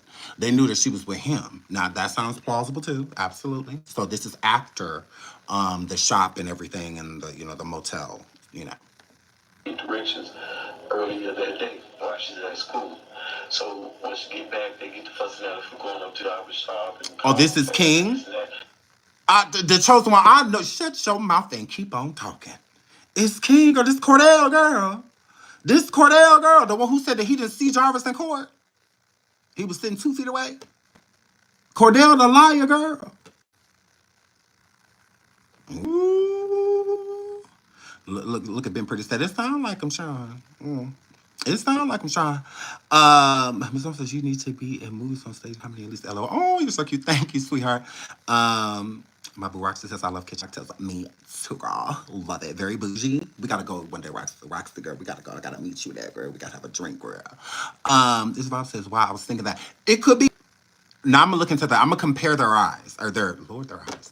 I'm gonna compare their voices. I'm gonna compare King voice. I'm gonna go play some audio of him, and then I'm gonna put them together and see. Maybe it is. Ooh, I love y'all. I love you. I told him I said go and listen to King talk. Girl, I am. Ooh, because if this is King, this opens up a whole nother can of worms, girl. This opened up a whole nother can of worms. If this is King, because he was with him that day. So, ooh, girl, I better go look into that. And it all came out, confirming that she was pregnant, was Jarvis' baby, and Shannon lost it. Shannon lost it real bad, and jumped on. So this is what I think. I think that Shannon was telling Jarvis that NaZiyah was a hoe. I do. I think that Shannon was saying that NaZiyah is a thought and that because she just didn't want to come to terms to NaZiyah being pregnant by him, being pregnant by Jarvis. Can you say something? Can I ask you something? No. Is it about NaZiyah? Is it about NaZiyah? If it's about NaZiyah, yes. Absolutely. But anything else, there's other lives for that. And I'm a girl. So, yeah, I think that, Shannon was making NaZiyah out to be like a little, right? And trying to convince Jarvis that, that baby definitely ain't yours. She been out here sleeping with Tom, Dick, and Harry. And this girl ain't even like that. And NaZiyah wasn't even like that. And, because again, I feel like Jarvis was lying to Shannon and telling Shannon that the baby wasn't his because he did it with all his baby mamas. He did all his baby mamas. That's why him and the fiance was hooping and hollering at each other. When she was saying like, all that to him. You trying to deny both of those kids. Both of those kids is yours. You got me out here looking stupid. All of that. So he was always denying churn. And one of the churn that he was denying at that time was Shannon's, because Shannon had just had a baby in 2023. So I believe that the baby mama was saying the one that he proposed to, the one that testified. I believe she was saying that, he was denying Shannon's kid, the last kid that Shannon had. He was denying that baby and another baby too, because he had just had another one. So it was 2 kids that he had just had on her. And he was saying that the children wasn't his. He even cussed her out in the voice clip, and stated that those wasn't his kids and whatnot. So, yeah. So I believe that he was lying to Shannon. And Shannon confronted NaZiyah that night when he brought NaZiyah back home. She confronted both of them. She confronted Jarvis and NaZiyah. And honestly, I don't even think NaZiyah said too much besides agreeing that the baby was his, or agreeing that it was Jarvis's. And she got enraged. That sounds plausible. With Shannon being pregnant at the same time. Shannon was pregnant too. See, this is one of the things that I feel that needs to be considered because that adds a new motive into why Shannon would have wanted to unalive NaZiyah, or motive into why she may be behind NaZiyah's disappearance. Okay, because even in the testimonies during the trial, when the teacher was speaking on NaZiyah, and when one of the detectives was speaking on NaZiyah and about her drinking the antifreeze and whatnot. Jarvis's attorneys objected to that and was trying to strike that from the record due to NaZiyah not being found. There is no confirmed cause of death with NaZiyah. So they are going to fight that tooth and nail during this trial. This is why I'm trying to get people prepared for it. Why would be so much better if we could at least find her body? Because they are going to fight that she is deceased. That is their strategy. That is what they're going to go with. There is no cause of death. There is no proof that she is deceased. So that's what they're going to run with. So they're not going to allow the prosecution to state that in court, that the reason why NaZiyah is gone is because she drank the antifreeze. They tricked her into doing it. They're not going to let them run with that plea because even the prosecution believes that NaZiyah passed due to antifreeze, due to that being part of, because the whole intention in the Google searches was to get rid of the child, not NaZiyah, and an accidental passing with NaZiyah, and then them removing her body. But this adds a whole nother motive for the prosecution, hearing that Shannon was pregnant at the same time as NaZiyah, as a woman who has had 5 children by this man, and now you are not only SAing her niece, but you have her pregnant at the same time she is. The baby gotta go. So that there goes again the motive with Shannon as well, because Shannon's intention wasn't to unalive NaZiyah. It was to get rid of the baby, to unalive the baby. So that was both of their motive. Shannon's motive and Jarvis's motive, which would, be like, okay, now we can look into her. Let's get into her messages. Let's get into her phone. Let's get search warrants for all of her devices and whatnot. Like, let's get her down here at the station. Let's get her hooked up to a lie detector test. This could open up a whole nother can of worms to where the charges are placed on both. So there can be even a whole separate trial with Shannon. And it sure can, because they could go after Jarvis and charge him without a body, and then charge Shannon as well, a whole separate trial, and charge her too for the disappearance of NaZiyah. If there is someone stating that NaZiyah was unalived in that home by Shannon, and again, it gives motive and why Shannon and her mother did not call the police at all, because they didn't. The school called the police the next day when Annette went to the school. So they had all night to get rid of her. All night to get rid of her. And in the neighborhood that they're in, if people don't have like cameras and stuff out, you're not really going to see much. So if they pulled up in the backyard or pulled up on the side of the house and whatnot and took Naziah's body outside, it's not going to be too many people that witnessed that. And who knows what time they did it. They could have waited and did it at 2, 3 o'clock in the morning to where it's significantly dark and to where the majority of the people in the neighborhood are sleeping.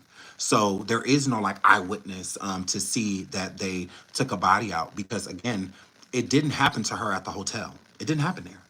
There is no, even the clerk that worked there the night before never saw NaZiyah. Never, there is nothing of the clerk saying that they saw a young lady. Him, no, it was him alone. He came in there by himself. That's why they could not confirm he stayed in the room, because he didn't go straight back to his room. He wouldn't got back in his car. That's what it should. He wouldn't got back in the car. So it's a high probability that obviously NaZiyah was in the car when he was at the hotel. And so he left with her. So that's plausible that he took her home after leaving the hotel, because there's no proof of any employee being able to state that they saw him throughout the night.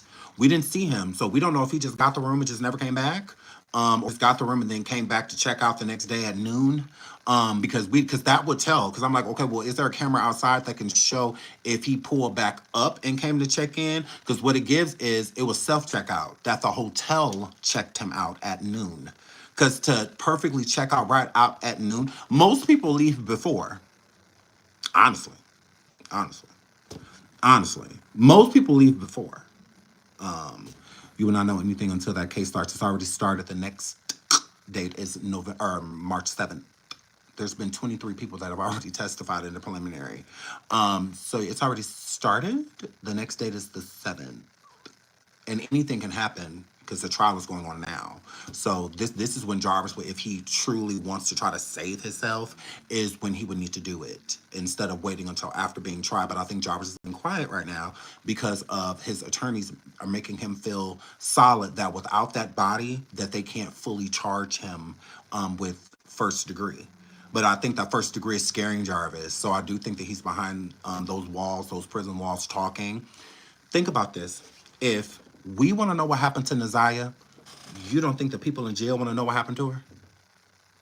You don't think those inmates is putting pressure on him? They already done been beating on him, all of that in there. You don't think they putting pressure on him to say where that girl is? For him to say what happened? Because with those type of stories, prisoners do. They be intrigued. They want to know, like, okay, well, what happened to her? Like they want to know. They do.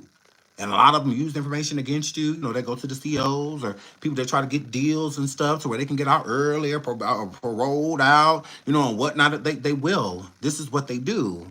And this is a bigger case. It's viral. So a lot of people know about it. Even more reason for them to try to get information out of him. So I can see King betraying him because he's in jail too. So he could use this. He in jail. So he could, unrelated to NaZiyah, but he can definitely use it on the stuff that he's going through that has nothing to do with the disappearance of NaZiyah.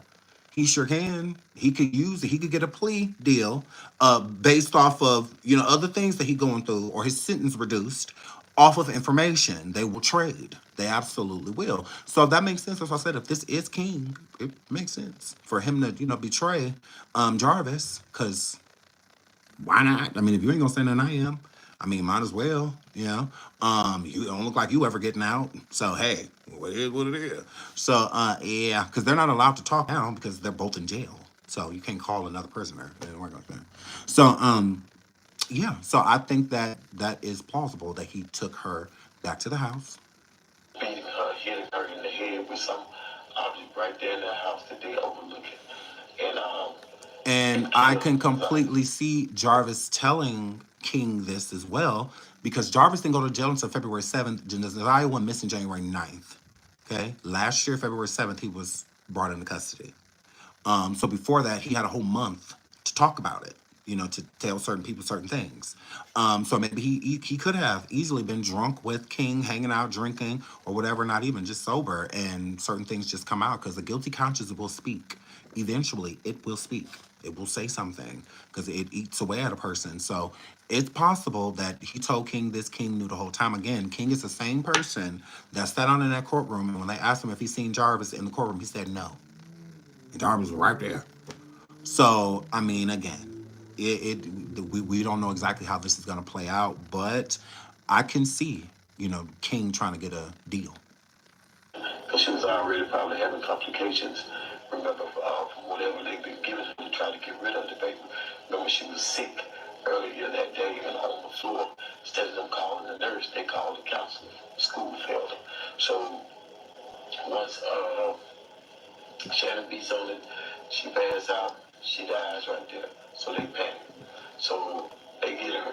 The twin sister help Shannon get her into the mama car, and they go and meet Jarvis. So he said that the twin sister, which is Marquetta, helped get her into the car. All of this is plausible. Marquetta and Shannon have been close since NaZiyah has disappeared. They've been spending a lot of time together, even to Shannon. And I think that's another reason why Marquetta's boyfriend does not want Shannon there, because he knows that Shannon has everything to do with this. Everything to do, so much to where he done pulled her into it too. Why he's saying that both of them can leave, because he said both of them can get out, as far as I'm concerned. My son said he don't feel comfortable being here and whatnot, as long as she over here and whatnot. They can both leave, as far as I'm concerned. It makes it complete. That is completely plausible.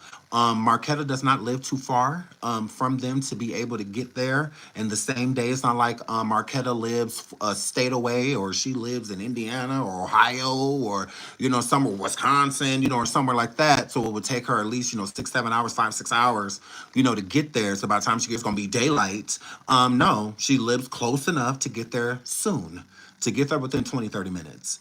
And I can see them removing her together, getting the body out together, freaking out. I can see that too. Them calling somebody that has a cooler head, and maybe Marquetta not being so close to what was going on had a cooler head, because I think Annette was freaking out. I think she was screaming, crying, trying to figure out what to do. Her grandbaby in front of her passing away, but her daughter is the reason why it happened, so she got to protect her daughter, and at the same time she got to look out for her grandbaby. But she know how to do both, and she can't do both, so she gonna choose her daughter because her daughter's still alive.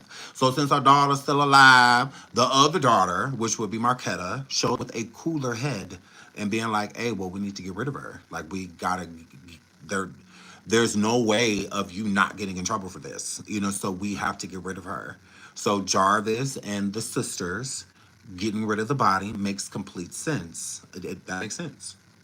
I can see that. And they have been thicker than thieves since NaZiyah disappeared, Marquetta and Shannon. And they both have the same energy about finding her. Marquetta ain't out here looking for her, and neither is Shannon, because they know what they need to know. Why go look for someone you're not going to find? Why? That doesn't make any sense. Why? And I believe that the state and that the police know something too. I also think that's why the police removed, well, CPS removed the children. Police at the like over 1,100 people in the building, 561 likes. Thank you to everybody who has double tapped that screen. I really appreciate it. But if y'all could keep doing that, I could appreciate that too. Thank you so much. But yeah, maybe they're removing the children because they are closing in on them. They know more information, and from what the information that they found out, because you can see all the inconsistencies just in the testimonies of Shannon and Annette. The judge questioned it herself and said, "Your both of y'all testimonies are very questionable." Meaning, what we have as evidence, as text messages and all of that, does not back what you are saying. It does not. You're saying Jarvis barely came into your house, and looking from text messages from 2022 all the way to 2024. He had been in your house plenty of times, even directing her downstairs into the basement, the bathroom, him coming into the home to kiss her, to steal her underwear, her panties, and these are all on different dates. So what this gives is that he's been in there plenty of times. You're stating that when he comes, the majority of the time he just goes outside and talks to Shannon. That's not true. Even the text messages that we do have of Jarvis and Shannon's conversations, he spent many of nights. He's left items behind that he had to come back and retrieve. And it's at different time frames. One message would be from 11:30 at night, and then the next message would be at like 6 7 o'clock in the morning about him having to return to retrieve items. Like, but you said that he wasn't, and this was at your home. This wasn't at her place. Because you keep saying that Shannon got her own crib. When Shannon got her own crib, then why did he keep coming to yours? Why are all these text messages we're pinning him to your house, Annette? Why? Why is Shannon still an occupant in your home if she has her own place? Why is Shannon hiding out at Marquetta's home when she could be hiding out at her own place? Why is she over there? Hello? Why is she over there? That would make sense. She could be at the crib and her sister could be with her.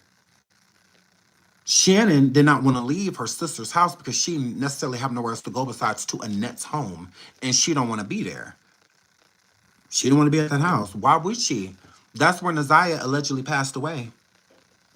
Why would she want to keep walking past the same spot that girl died in? Guilt has a way of eating at you. It has a way of eating at you. It sure do. It has a way. Keep walking past that same spot in that house to where it happened and whatnot. It has a way of making you want to leave. It has a way of pushing you outside that door. Most people, when somebody passes away, especially in a traumatic way to where it's like unexpected and they die, do not stay in that home. They'll leave.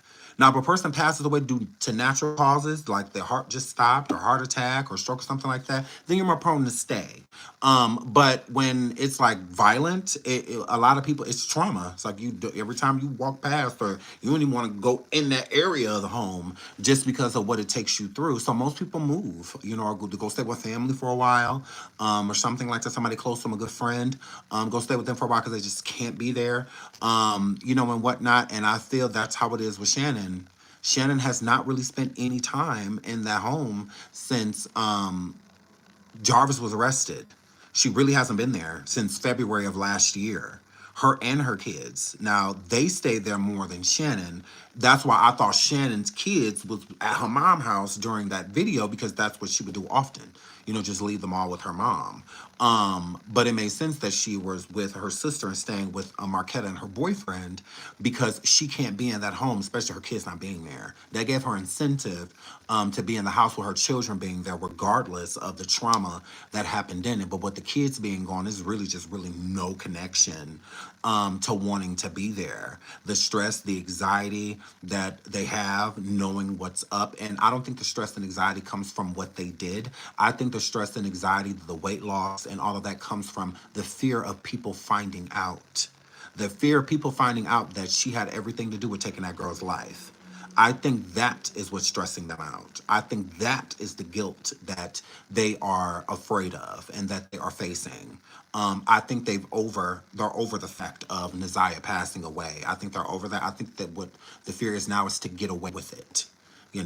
That is what they want to do. That's why they have been compliant with the law enforcement, with coming in and testifying, and all of that. Although their testimonies do not help at all. This is why I do not agree with prosecution or the DA giving them a deal, because if they can't give them a deal without stating what actually happened. And it's going to be their word against Jarvis's. So if Shannon came forward and said that Jarvis took NaZiyah's life, Shannon is still involved. So now the immunity would come from if Shannon had nothing to do with NaZiyah passing away. If Jarvis's defense is that she took her life and they all, out of jealousy, fit erased the same thing that this alleged king person or inmate is saying, then that's something they're going to have to look into. Then the prosecution is going to have to prove that Shannon had nothing to do with NaZiyah's passing, although the motive kicks in not before finding out Shannon was pregnant. There wasn't too much of motive besides her being jealous and her being upset that her niece was sleeping with her man, if you will. But to hear that they were both pregnant at the same time gives her motive to not want to share the pregnancy with NaZiyah. So she don't feel comfortable, Shannon, coming out and letting the family know that she's pregnant again while NaZiyah is. NaZiyah is the elephant in the room. The pregnancy is the elephant in the room. So that gives motive to get rid of said pregnancy. And they still feel that even with the lack of evidence that NaZiyah passed away due to some type of poisoning. And that is coming from the Google searches that Jarvis made in December before the disappearance of NaZiyah that very next month in January. So, this is a lot. So again, the only way Shannon, I believe, could get immunity from not being charged with anything at all, like knowing what happened to her and still not coming and telling authorities, is if she can prove she had no involvement with the passing of NaZiyah. And I don't think Shannon can do that. I don't think she can prove, because her story is going to link her in it. Whatever she says Jarvis did to NaZiyah is going to link her in seeing whether it happened I still think that NaZiyah passed away in that home. As of right now, unless Jarvis wants to come forward and say something different, I believe NaZiyah passed away in that home. I do. Now, at the hands of who, whether it was Jarvis Or Shannon, I don't know, because just as we can say Shannon went into a fit of rage because she found out that NaZiyah truly was pregnant by Jarvis, we can say that Jarvis went into a fit of rage when Shannon tried to accuse NaZiyah of being a whore and that NaZiyah was pregnant by somebody else. Shannon or Jarvis is very controlling, very manipulative, very territorial. So yeah, I could see that. We could say that too. We could say he went into a fit of a rage. He hit her with something, and whatnot. And since it happened in the family's home and they knew what was going on and that she was pregnant, that they decided to protect Jarvis, to protect themselves and help him cover it up. But I do think that I think that it did happen in the house. I do. And the reason I think it happened in the home is because there is nowhere else that we can say that it happened. Where else? Because her last whereabout after the hotel was there. Because Jarvis's phone after leaving the hotel was pinged at near the 7 mile of where she lived at, where Annette lived at. His phone was pinged back over there. So it's plausible that he took her from the hotel to Annette's house because his phone got pinged over there after 10 p.m. So if his phone got pinged over there after 10 p.m., then he was at Annette's house after 10 p.m., which he checked in the hotel around 9:30 and left with NaZiyah. She was in that tow-up Altima. I mean, no, she wasn't. They were in the truck. Sorry, they were in the truck. They were in the truck at that point. Or was it the Altima? No, it was the Altima, right? Yes, it was Altima. So yeah, I think he met up with Shannon. He did, because Shannon probably was poisoning that girl since that morning. That's probably why she didn't feel good in school that day. So I think he met up with her too. Because they're probably confused, like, because this is why they're idiots. Say they were poisoning her, right, with the antifreeze. How would they have known when the baby was unalived? How would they have known that the baby was not alive anymore? You see what I'm saying? This is why I feel like Shannon was definitely involved. Because how much did she have to consume? And because it's not going to tell you that, you're not going to Google that anywhere on the internet. If you drink this many ounces, your baby's gonna be gone. If no, so and that's why this was it's stupid, because it's gonna harm her more than it's gonna harm the baby. It's gonna harm her first. It has to go through her system to get into the baby's system. Like, idiots. Like, she gonna drink and it's gonna go straight through the umbilical cord and not right into the baby. Like, yeah, no, it takes time for those things to happen. So how would they have known when the baby was gone if the point was to get rid of the baby? This is why I feel like she probably went into a rage, because she's still looking at her. I think she felt like she gonna drink this antifreeze and then the baby you're just gonna have the baby. Like, the baby just gonna come out. She's just gonna go into labor and the baby gonna come out and then it's gonna be unalived. Like, how do you know? That's what I'm saying. So Shannon had to have been involved. She had to. Because how would you know?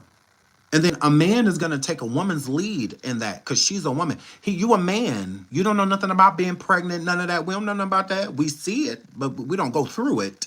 So it would take a woman's perspective and how to get rid of the baby. This is why I feel like Shannon was definitely involved. And she was pregnant too. She wanted that baby gone. And I think she went into a rage. She did. I think she went into a rage. That's very possible that she was just extremely fed up. This girl is showing now. Everybody about to know this baby gotta go, and it gotta go now. And it gotta go now. Uh-huh.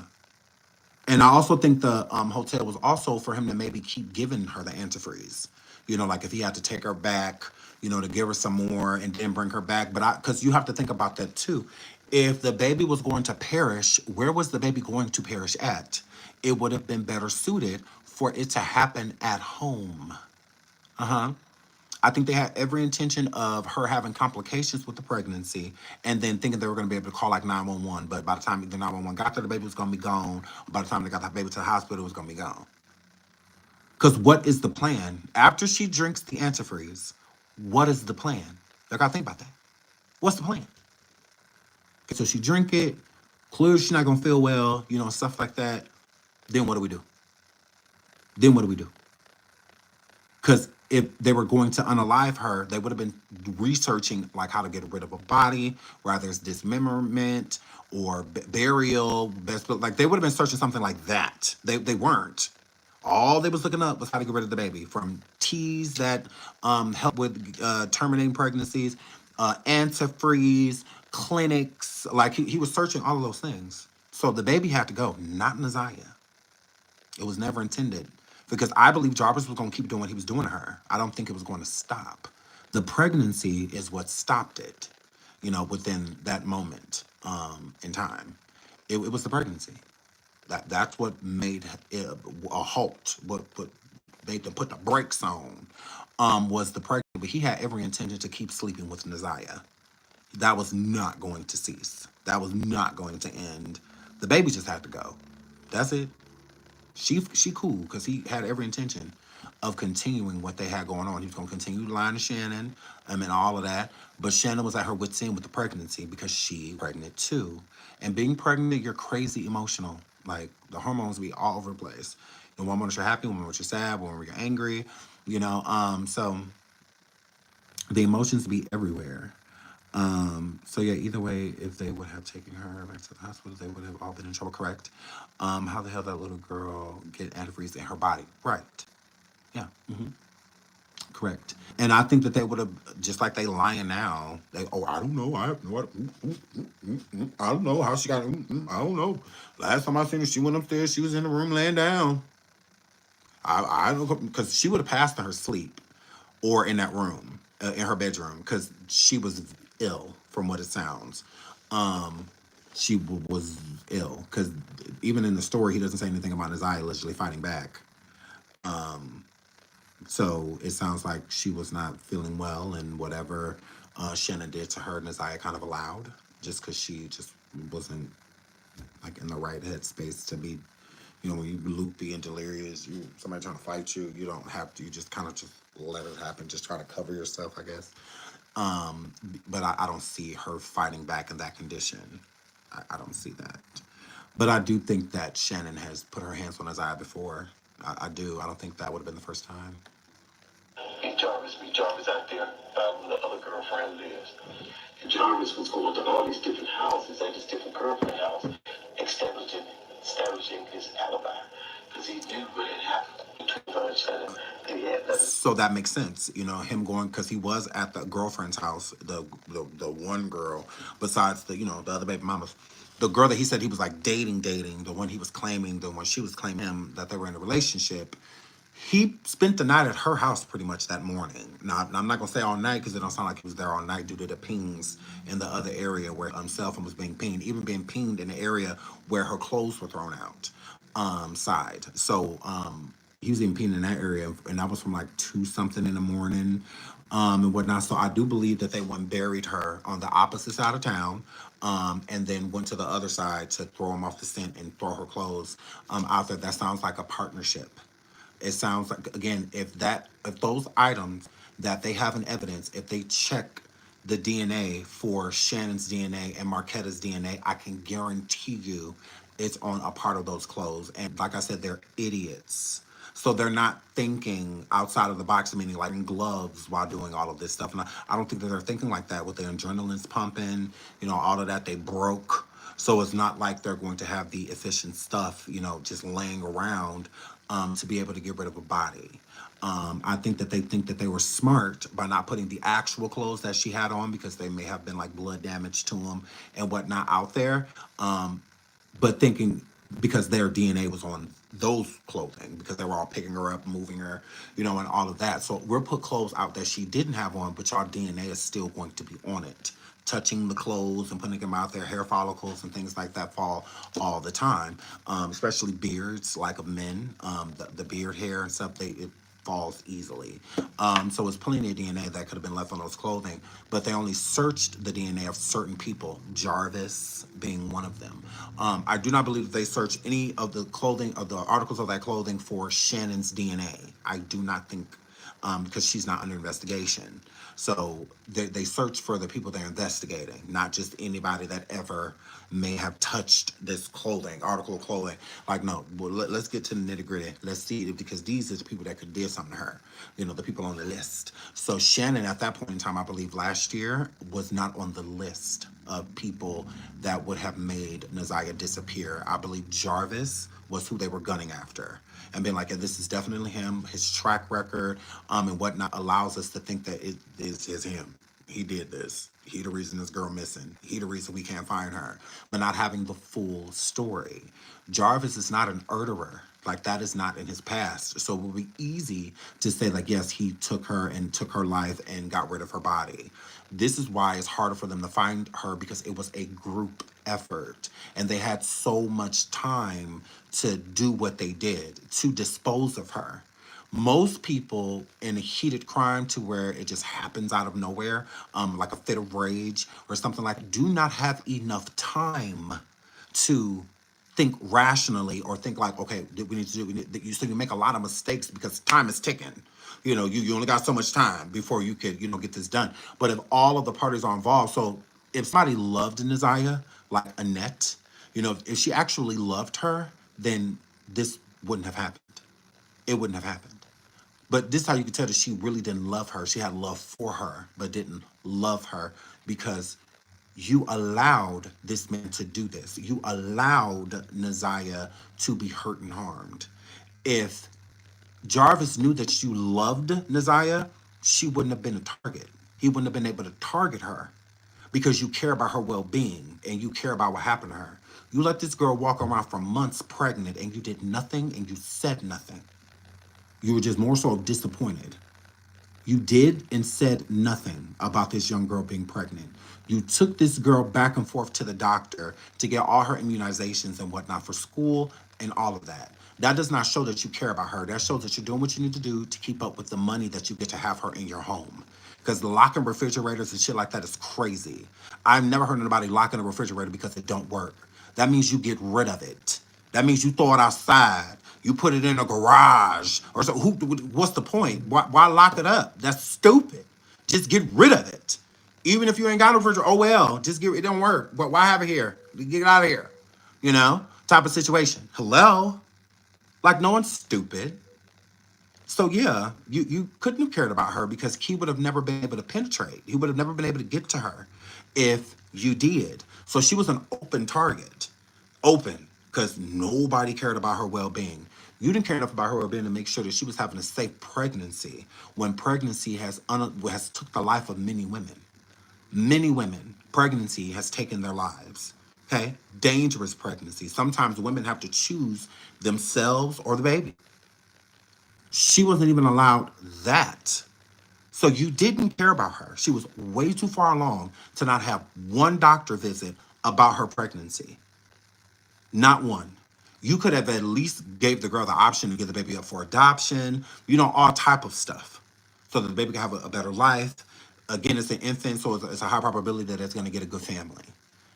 People hop on infants, because it's literally your baby. You get to mold them in your image. Nobody else is training. You are their parent. They look to you. So yeah, it wouldn't have been hard for her baby to get adopted. It would have been very easy. Newborn babies are the number one adopted child, high on the list. Newborns. So yeah. So I'm just like, that is insane that you did nothing. So it makes sense that she would allow her daughters and Jarvis to get rid of NaZiyah's body. That makes sense. Because again, she didn't love her like that. She couldn't have. She let too much happen. And when things happen, they happen quickly. So you don't have time to really think. Everything is irrational. This is why nobody did anything. This is why her mother Annette did not call the police. This is why Shannon did not call the police. Why would they? Involved. They were allowing this to happen. They were partaking in what was happening. Now, Shannon taking NaZiyah's life, I cannot say 100% that happened. But it is very plausible hearing Shannon say out of her own mouth that she was pregnant at the same time NaZiyah missing, that she disappeared. Crazy. That she miscarried that same time. But knew that he was also the last person seen with her, and probably would be put about her her being unalive. So once Shannon and the sister go out there to meet them out there, they get rid of the body, right? So once they get rid of the body, he tell them, bring some extra clothes or whatever. So they get rid of the body and they throw those extra clothes out, which is working. And I don't understand how that's working, because we know what she had on the day of school. We know what she left, got off the bus with, clothes she had on. Well, it's working because at this point in time, the police really don't have. I mean, besides, I'm sure because I sent this clip. I sent the clip of Shannon talking to Roxy about being pregnant. I sent all that to the police. I said, "Look, did y'all see this? Because she needs to be brought back in. Hello." Because she didn't say anything on that stand about being pregnant while NaZiyah was missing. She didn't say anything correlated to that. She wanted to make it look as clean as possible. On the bus journey, my mama took her to school, and I didn't see her after that. And I didn't see her after that. More reasons to call. They still have not even explained why they didn't call the police effectively. Like, there is not a real explanation into why, if she does have a pattern of not coming home or disappearing, that you didn't call the police. That does not make any sense. She's 13. Why would you not call up? That's stupid. Like, it gives you got something to do with this. And then even the next day, you still didn't call the police. I could see you giving her the night, I guess. Whatever. I'm not giving a 13-year-old the night. Now, I give a 16-year-old the night. I give a 17-year-old the night. And that's going to be hard. That's going to be really hard to do. I ain't going to sleep type of situation. So I'm going to end up calling the police because I'm just be too worried. So I'm just be too concerned. But I may give them the night. If I have enough information to say that, okay, they may be fine, their phone just might have died, or they just may be like hanging out, or something like that, partying, fell asleep, passed out or something. But I'm still gonna be concerned. I'm still gonna be worried, making sure that, like, my kid is okay. So to let the whole night go by and then wake up in the morning and you still don't call the police, your first intention is go to the school. Why didn't you go to school the next day? I mean, before. Why didn't you go to school on the 9th after your granddaughter didn't come home off the bus? So Annette said that she was out running errands before the girl came home from school. I came home from school.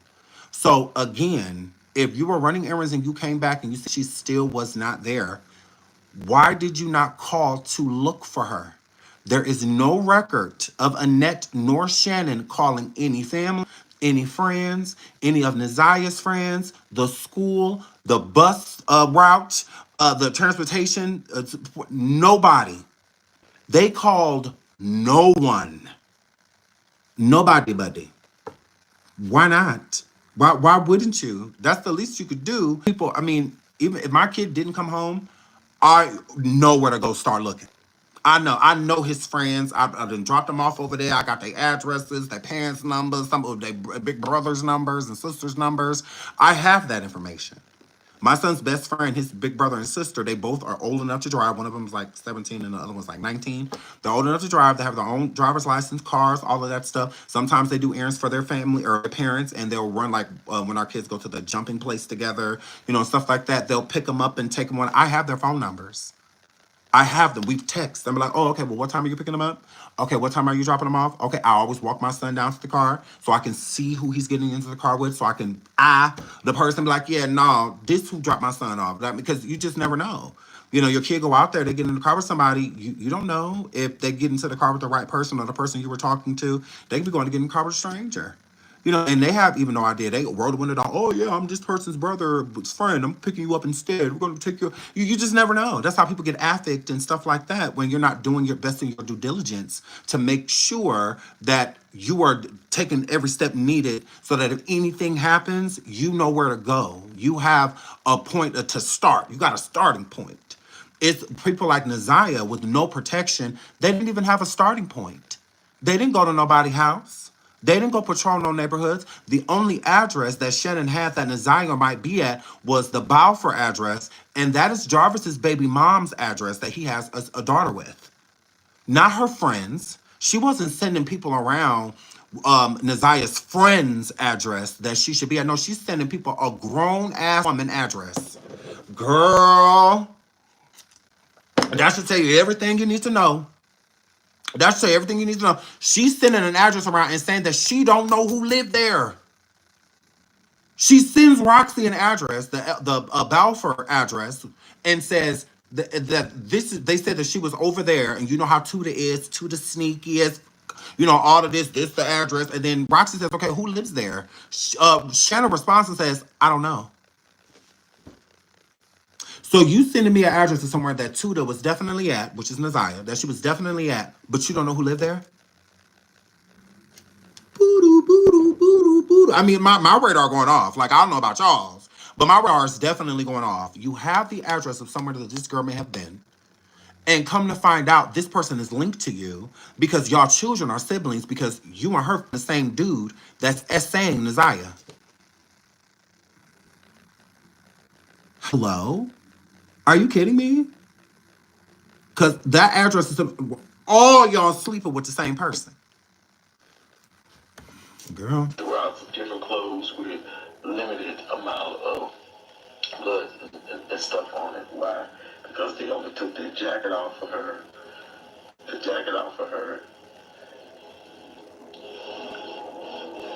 probably some other shoes and stuff that was already in the house.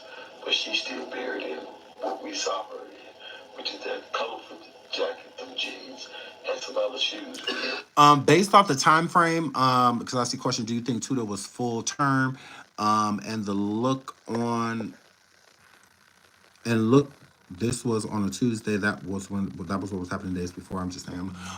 Full term, I don't know. I don't know. I think that she was between at least 5 and 6 months for sure. I will say that. I don't know about full term. Without the necessary things that she needed, like the prenatal care and eating right. I mean, they was over there locking up refrigerators and stuff. So who knows how this poor child was eating? I don't know. I don't know. So, but I definitely wouldn't say full term. And I do not think that she was full term based off of the text messages, and her figuring out that she was pregnant. No. So I would say between 5 and 6 months pregnant, second trimester. I wouldn't say full. No, I don't think so. And because I think she would have had way more complications. Way more complications. With, like she said, she was already struggling with just going to gym class, just doing the things that she did on a day-to-day basis was already like a challenge for her. So I do think she was way further along than what Shannon and them are trying to allude, meaning they didn't see her being, they didn't see that she was pregnant. She was not pregnant, which Shannon and Annette are stating. And they're also stating that, because again, nobody's being charged with a passing of a baby. There it's not a double bodies, it's just one body, which it would be NaZiyah. So yeah, I think that I think no one knew that NaZiyah was pregnant besides the people in the house. If NaZiyah's friends knew that she was pregnant, they would have said something by now. Okay? It's been over a whole year. None of her friends came forward and confirmed that NaZiyah ever told them that she was pregnant. None of them. None of them. None of those young ladies came forward and said, or young men came forward and said, yeah, she was pregnant. Again, rumor was the most to us because NaZiyah never opened up her mouth and told anybody besides Jarvis Butts that she was pregnant. So, yeah, I think that she was further in her pregnancy, not too far along. And this is why I think it was so dire that Shannon wanted to get rid of that baby. Because it's like, I'm about to have a baby myself. Like, that baby gotta go. And it was getting closer to, because at this point, I don't believe, I mean, I guess it depends on what state you go to, but NaZiyah was too far for an abortion. She was too far along. She was. I think that's when the antifreeze and stuff came into play. Jarvis waited too long. He did. Jarvis gave NaZiyah those Plan B pills because he gave her more, like a second time around, which I believe happened in either October or November of 2022. Okay, because NaZiyah, oh no, 23, sorry, 2023. Because NaZiyah went missing in 2024, January 2024. So I believe that they either didn't take the Plan B pills either didn't take or NaZiyah didn't take them. One or the other. Because he had every intention of getting rid of that baby right then and there. So I think it either didn't take or NaZiyah just didn't take him at all. Maybe NaZiyah wanted to have the baby. You know, it gives she wanted a baby. She never said, I don't want to be pregnant. I don't want to have a baby. She never said that. She even on part of her social media, she was saying like pretty baby crew or something like that. But she didn't, you know, confirm that she was saying, I'm pregnant and I'm about to have a pretty baby. She did not confirm that. So, yeah, I think nobody knew. Not even the teachers. I think some people may have kind of speculated, but you know, she did have a smaller frame, so it was a little bit easier for her to hide. But from the videos and stuff that I've seen, it's clear she was pregnant. There's nothing about her body that doesn't say pregnancy to me. She's a little girl, so it's hard to look at a little girl pregnant because all we see is her innocence.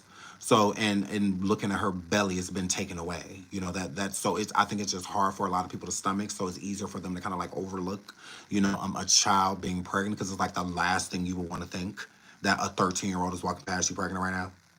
No, no, don't nobody want to think that. That you would just hope it's something else. So it's easy to, you know. So she could have been 2 or 3 months. I think when she found out that she was pregnant, I think she was probably like around 4 months, 3 or 4 months pregnant, when she was thinking, you know, that she was. And I think that it was confirmed when she confirmed that she was pregnant. Maybe she was in like her 5th month on her way to her 6th or something like that. So yeah, so I mean, I definitely don't think she was full term. No, not at all. I think it was still a little bit easier to hide, but noticeable, you know, getting noticeable, you know. I think that's where she was at in the pregnancy. So the least I would say she was probably 4 months pregnant. 4. The highest I would say 5.5 to 6. But I don't think that she was, you know, you know. So I would say around there. Because that's how what her body gave. Her body didn't give full term, like about to pop any day. It didn't give that. It didn't give. Oh yeah, she's definitely pregnant. It didn't. It give. Is she? You know. I think you know that it kind of is like like you know you kind of just be side eyeing her like no. Wait a minute. So do you think she was pregnant before? I don't know. I just feel yes. I think the first time NaZiyah got pregnant, she was 11. I do. I think NaZiyah was 11 years old the first time she got pregnant. And I think the Plan B pills took because she took them before. And the text messages date back to she was 11 having that conversation. So, yeah, I do think she was pregnant before. I don't think that was her first pregnancy. I think it was her second. Could have been third. Who knows? How they talked about Plan B pills. Yeah. So I think it was her second pregnancy. I think the first time she got pregnant was when Shannon got pregnant with this last baby that she had, which was in 2023, when she had the baby in 2023.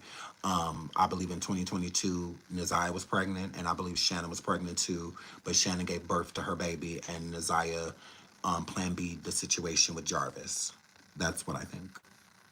And I think she got pregnant again, not too soon after. Her aunt had her baby. And yeah, they have to do. Shannon felt like she had to do what she had to do to get rid of the baby, because Shannon had got pregnant again. And I believe Shannon got pregnant because NaZiyah was pregnant. I don't care what Shannon says. Bitch, you got pregnant again because that little girl was pregnant. That is why you did. Yeah. Yes. I believe you was encouraging Jarvis to come over there and sleep with you so that you can get pregnant again. Yeah. So that you can take a shot, because that's why she had a baby, that last baby in 2023. Because it was a whole nother, he had just had a whole nother baby.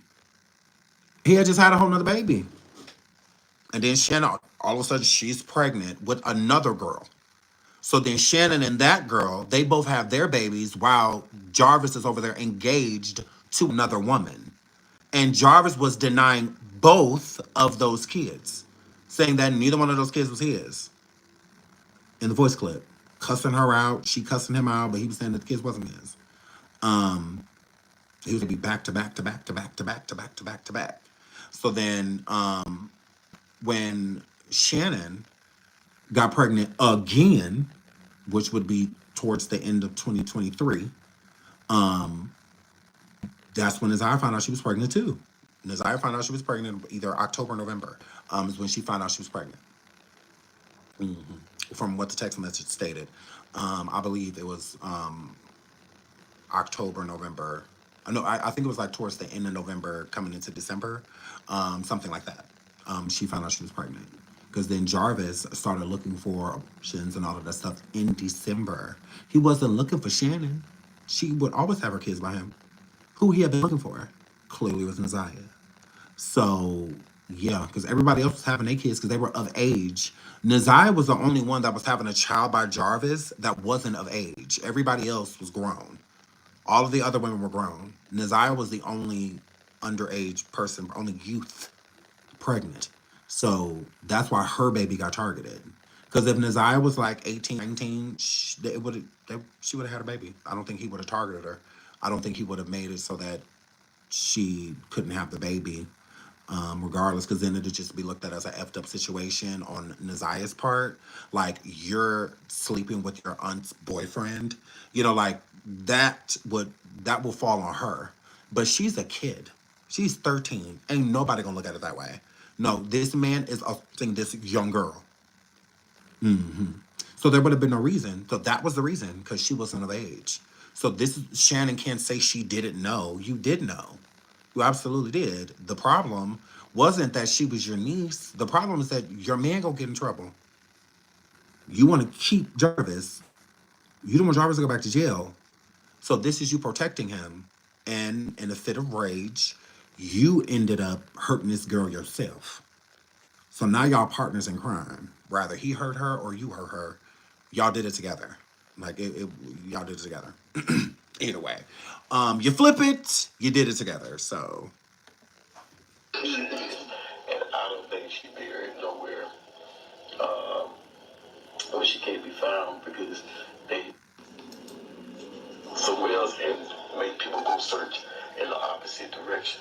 So she is deceased, but she was killed by Shannon in a rage because of her jealousy or whatever she had going on with Jarvis. And at the end of the day, the mom and the sister knows what Shannon did, and they're not protecting Jarvis, they're protecting Shannon. And Shannon hoping that Jarvis don't snitch on him, but he's not going to take up till after try and convict him of the murder, and he see the difference between the time. Remember, his lawyer said, I feel like that would be happening now. I feel like it would be, if Jarvis was going to do that, it would be best to do it now. It wouldn't be suitable to do it after you're convicted. It would be suitable to do it during the trial, because then it could be used during the trial. They could your charges during the trial. So it would be stupid to wait till after. And whatnot. So that I don't necessarily agree with. I think that this is why he's speaking now and saying certain things, because of that murder charge. He got that charge this year. Okay, from Robert. Yeah. Oh no, it was last year. No, I think it was this year. Yeah, it was this year. Because they couldn't. They had a certain amount of time had to pass before they could consider her deceased. Because this is where the murder charge comes in. So yeah, he should say something now, not wait. Now, last year, I could see him waiting and not saying anything because he was only being charged with more so of SA charges and, devices, with her sending nudes, and stuff like that. So he's that, and they got him on that. He can't. He's not getting away with that. He's being charged all the way with it. Even the essay, the young lady, the the other niece of Shannon, Marquetta's daughter, her twin sister's daughter, before giving her testimony about what Jarvis did to her and tried to, get her to do the same thing.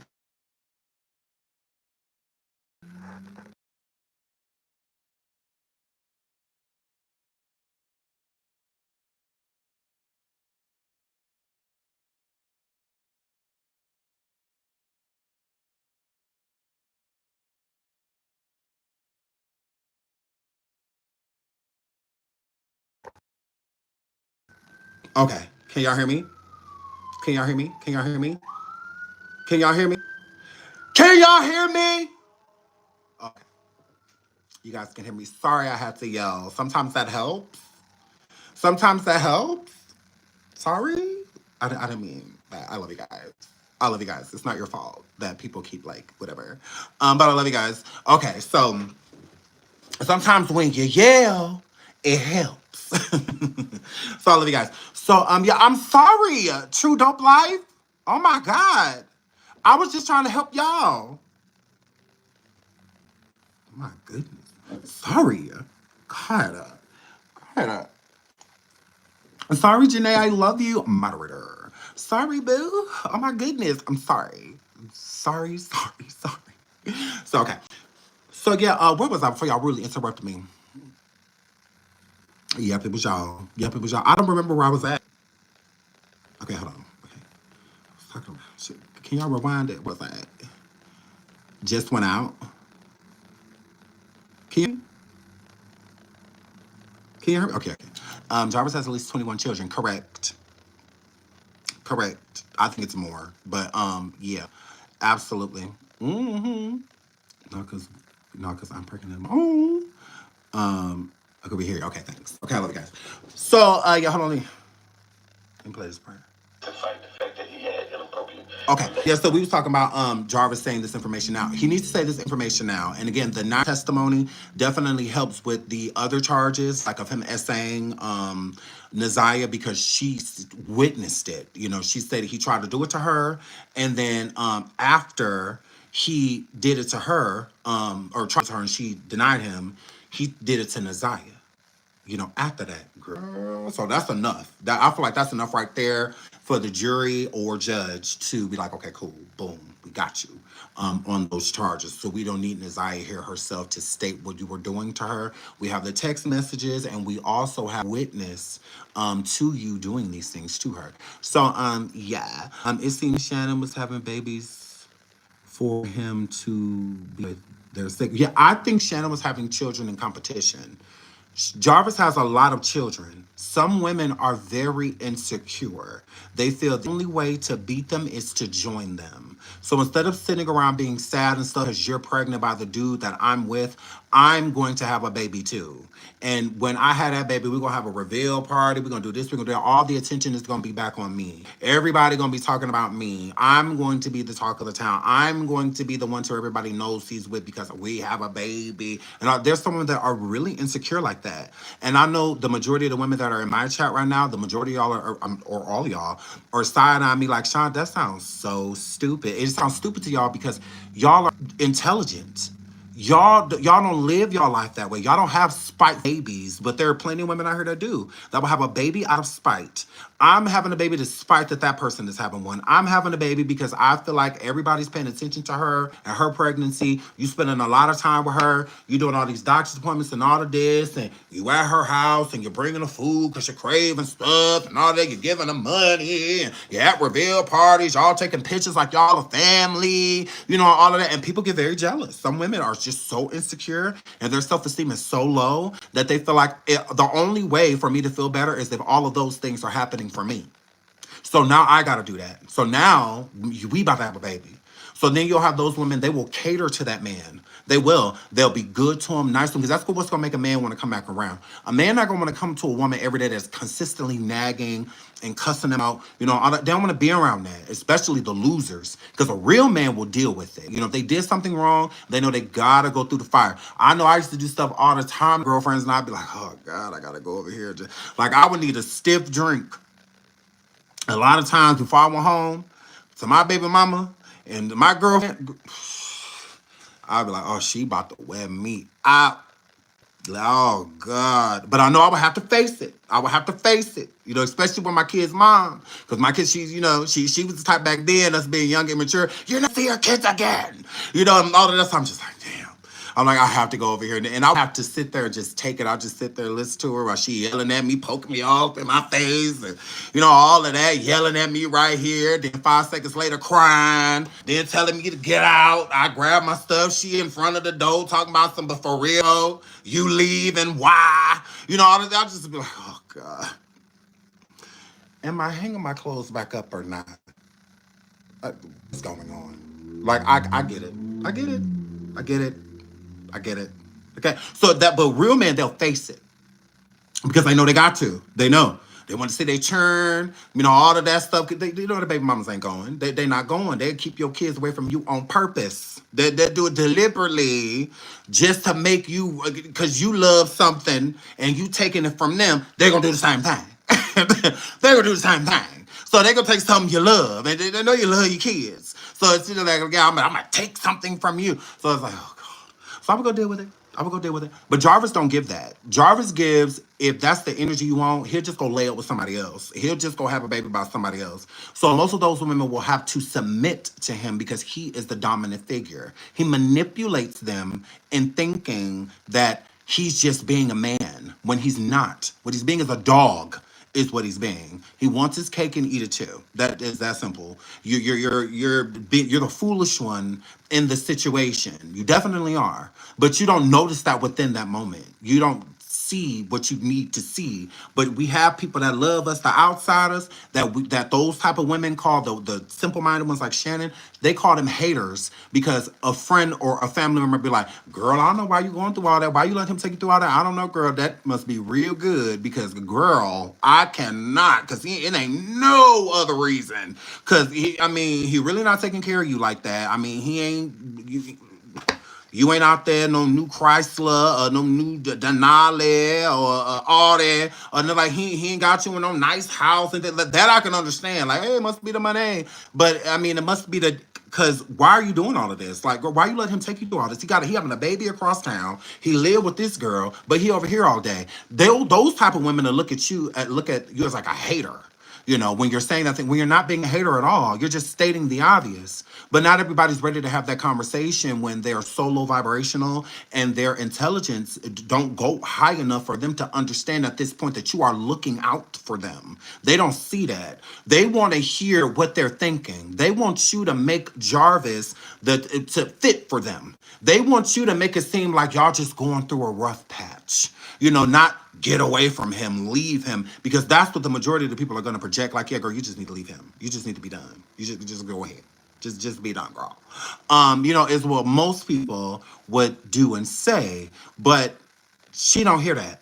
All she hears is want, want, want, want, want, want, want, want, want. So again, when it came to NaZiyah, I feel the same way. NaZiyah being pregnant, she didn't want to compete with NaZiyah in that manner. She wanted NaZiyah to get rid of her baby. NaZiyah, that baby gotta go, is how she felt. It's me over her. So I am the strong one in this situation. I am the kept one, and I'm the main chick in the situation with her and NaZiyah. So it was easy for her to feel that way about NaZiyah and wanting to have the baby unalived, because that's some evil-ish to want to, instead of get rid of the man, get rid of the baby. That's where it was for Shannon. Shannon is that evil of a person and that down for Jarvis, that manipulated by him, that low vibrational, that she would rather unalive an innocent newborn baby than get rid of a pedo, than to get rid of a Pedialyte. Because that's what he is. She is literally protecting a Pedialyte by unaliving the baby, which ultimately was the demise of NaZiyah, being, even if it was a fit of rage because NaZiyah was pregnant, that's who she was pregnant by. It's not that she was pregnant, because if NaZiyah was pregnant by somebody else, Shannon wouldn't have had no dog in the fight. Shannon wouldn't have cared. Mm-mm. If NaZiyah was sleeping with somebody else, then why do anything to the baby at all, Shannon? Why let Jarvis do anything to the baby at all, Shannon? If it could have been somebody else's, because you the one who keep alluding to that NaZiyah was wild, that NaZiyah was promiscuous. You made everybody think that about NaZiyah. So if NaZiyah was all of these things, then why isn't the baby and her still here? If she was just being fast and got pregnant by a boy at school, or pregnant by somebody that lived in the neighborhood, or somebody that's lived over at Balfour Drive. If that's what she got pregnant at, since she's so fast, since she was just out here, her friends told you she was out trying to get some. Let somebody say that about my 13-year-old niece. Let me contact one of their friends, and they say that my 13-year-old niece is out trying to get some. I'm gonna be enraged, and I'm not even her father. I'm gonna be enraged. She trying to what? Where the fuck is she at? I'm gonna go get her my damn self. Yeah, I ain't worried about. I'll call my brother and them or sister, whoever. I'll call them. But where's she at? So I could go take her to her parents. Cause yeah, we don't do that. We don't do, even if she's just going over a random boy house. Like, yeah, where he live at? Yeah, I'm coming. Like, so she said that her friends. I'm like, okay, but where's this message, Shannon, of these friends saying that NaZiyah was out looking for some D, some peen? Where this message at? Show us. Show us. She said to Robbie that to the sneaky ass. What you mean by that? No. That girl ain't sneaky. She was at home too much to be sneaky. Sneaky doing what? I know you're talking about Jarvis. Because if anybody's sneaky, it's you. You the sneaky one trying to act like you ain't know what was going on between them. You knew exactly what was going on. And it lets us know how you felt about Jarvis. If you would rather unalive this innocent baby, and I'm not talking about NaZiyah, I'm talking about her baby. If you will allow this man to end that pregnancy so that he could stay out, NaZiyah getting pregnant, all fingers was going to point back to Jarvis because she's not going somewhere as a 13-year-old having a baby and they not know why. She's 13. Most 13-year-olds are not pregnant. That don't mean she with a boy at school because he would be involved in some type of way, shape, or form. Because a 13-year-old boy usually is not gonna, he would be scared. He would be afraid, not in denial, more so of afraid. Being 13, having a baby. And the parents will usually get involved. My 13-year-old son, God forbid, get a girl pregnant. I'm involved. I'm super involved. I'm super angry, but I'm involved. I'm going to take care of that baby. I'm going to make sure, because my son 13, it's not much that he could do at 13 to take care of this baby. It's not. Somebody got to take care of this baby. So as parents, we're going to have to get together and figure out a way and a schedule so that everybody can see the baby and so that the baby's taken care of. But we're going to have to, unfortunately, take this baby into our care because they are not ready. I'm not letting no 13-year-old take care of no baby. You're a kid yourself. You don't know what the you doing. And yes, you should learn, but it's just you're too young right now. I would rather my kid focus back on school and all of that because you're 13. I mean, what do you do? So I mean, it would be, I would be annoyed, but I'm not taking it out on that baby. I'm gonna love that baby. I'm gonna take care of that baby. Okay, I love kids, so like so it's not a big thing to me. And I've taken care of four. I would definitely take care of another one if I had to, because it just is what it is. So I will unite with the parents and we would get together and we would take care of that baby. And if they didn't want to do it, then give me the baby. We'll take the baby. I'll take care of it. I'll adopt it and I'll raise it until I can pass the torch to my son because he's going to take care of this baby. Rather I pass the torch to your daughter, rather she wants to get her life together, graduate and all that stuff and come back and take the child back into her care. I'm okay with that too. I'm not trying to take the baby away. The baby just needs to be raised. That's all. I'll hand the baby to adults. So she turned 18, 19, and she feel like, hey, you know what? I want to go to college. I just want to work. I'm gonna take care of my baby. Now, okay, here you go.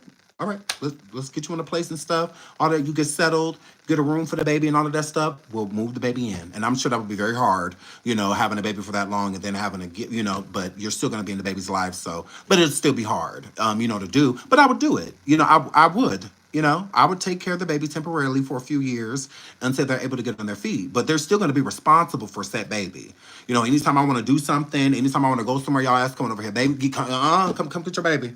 Yeah, I'll be back about 2-3 hours. You 16, you can watch your kid. I'll be back, hair flip. I'll taught you what you need to know. The bottles in there, all of that. Anything happen to this baby gonna happen to you.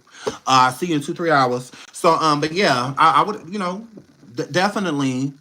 Because you're gonna have to take care of this baby either way, but I want you to get your education. it clearly had to be somebody close to NaZiyah that she was pregnant by, and they would have looked into that. So that was also a motive for Shannon to, just like the motive was for Jarvis to get rid of NaZiyah because she was pregnant. You know, not because he was essaying her, because he's going to get charged with that regardless, because you're caught. With her being missing, or you're caught. So yeah, now what's the motive of you doing this to her? And the motive was the last pretty much communication that they had from December to January was about the pregnancy and him doing Google searches, you know, and whatnot, and ending a pregnancy. So that was the motive. But it doesn't mean that he did it because there's no body. So there is no cause of death or anything like that. So that's gonna be for prosecution. But these type of testimonies could help. They sure could. So if this is King, okay, go ahead. this could help. Fight against murder. Why? Because there's no body. Now, here's where it gets tricky. Now, you do know that Shannon and all of them have already made deals with the DA. Why? Because without Shannon, the mom, King, the fiance, without all those people, they would not have a case for murder against this young lady. So they pieced up parts of their statements and testimonies to present what it was they wanted to present to the court, that he was last seen with it and he's the one that killed him. But believe me, there's other text messages, all kind of messages and phones that they took. But if they convict them and show that they are also guilty, then who would be on the stand and testify or could testify against Jarvis? Because Shannon. So he said if they convict them, then who's going to be there to testify against Shannon? Shannon. That's why they offer deals and whatnot. So that could be a deal for her. I could see the DA or the prosecution wanting to get her a deal, a plea bargain. If you tell the truth about what happened to NaZiyah and with Jarvis and yourself, then we'll give you a lesser sentence. If you go testify against Jarvis, like Shannon would be the star witness, Shannon, Marquetta, or Annette, they would be the star witnesses. So yeah, Annette in exchange with her being older, and either not going to jail or spending a short amount of time in jail, would be her testimony against Jarvis, because that's what would help them. Or even or her testimony against Shannon. Jarvis too, because they cut Jarvis a deal. If Shannon really did this, they could cut him a deal too. They could give him a plea and reducing the first degree murder charge if he can prove that Shannon did it. And that wouldn't be hard to do. Jarvis had many different accounts, IG accounts, different cell phones, and all of that. They've only looked into things that involve NaZiyah. They have not looked into Shannon and Jarvis's communications, their full communications. No, they have not. Only from what's visible from Shannon's phone. So if Shannon had a burner or was on like a burner or troll account on IG or Facebook or something, having different conversations so that it's not being followed, because that's how they got this information with NaZiyah. It was a bunch of emails and accounts and whatnot that Jarvis wasn't using directly from his source of communication, rather cell phone, tablet, computer. It wasn't. So again, they can find those same things with Shannon. I believe that there is evidence that exists that can pinpoint Shannon as the one who did this. And Jarvis knows that there is. Again, he lied about that cell phone, and then they found it in the same Cadillac that NaZiyah was seen getting in and out of with at Jarvis's body shop. That's when I ended up finding that phone in that car, that Cadillac or whatever, that he was driving around in. So I definitely feel that if, even in that phone, there's accounts and whatnot that link to Shannon. And I think that they spoke about certain things because everyone's, even at that crazy situation that happened between 7 Mile Media and Shannon and Marquetta and whatnot and Roxy. Shannon in set video when she was saying of what allegedly happened with the pregnancy and all of that, that can be used against her. It absolutely can. Because she didn't state anything about a pregnancy. None. Now, she's talking about, if she was just talking about when she had her baby in 2023, then that's fine. That she don't have to say anything about that on the stand. That the baby has nothing to do with anything. But being pregnant in January of 2024, the same month that NaZiyah went missing, can absolutely be used against her. 100%. And I'm glad, that's why I'm so happy that that part is audible, that you can hear exactly what she said, you know.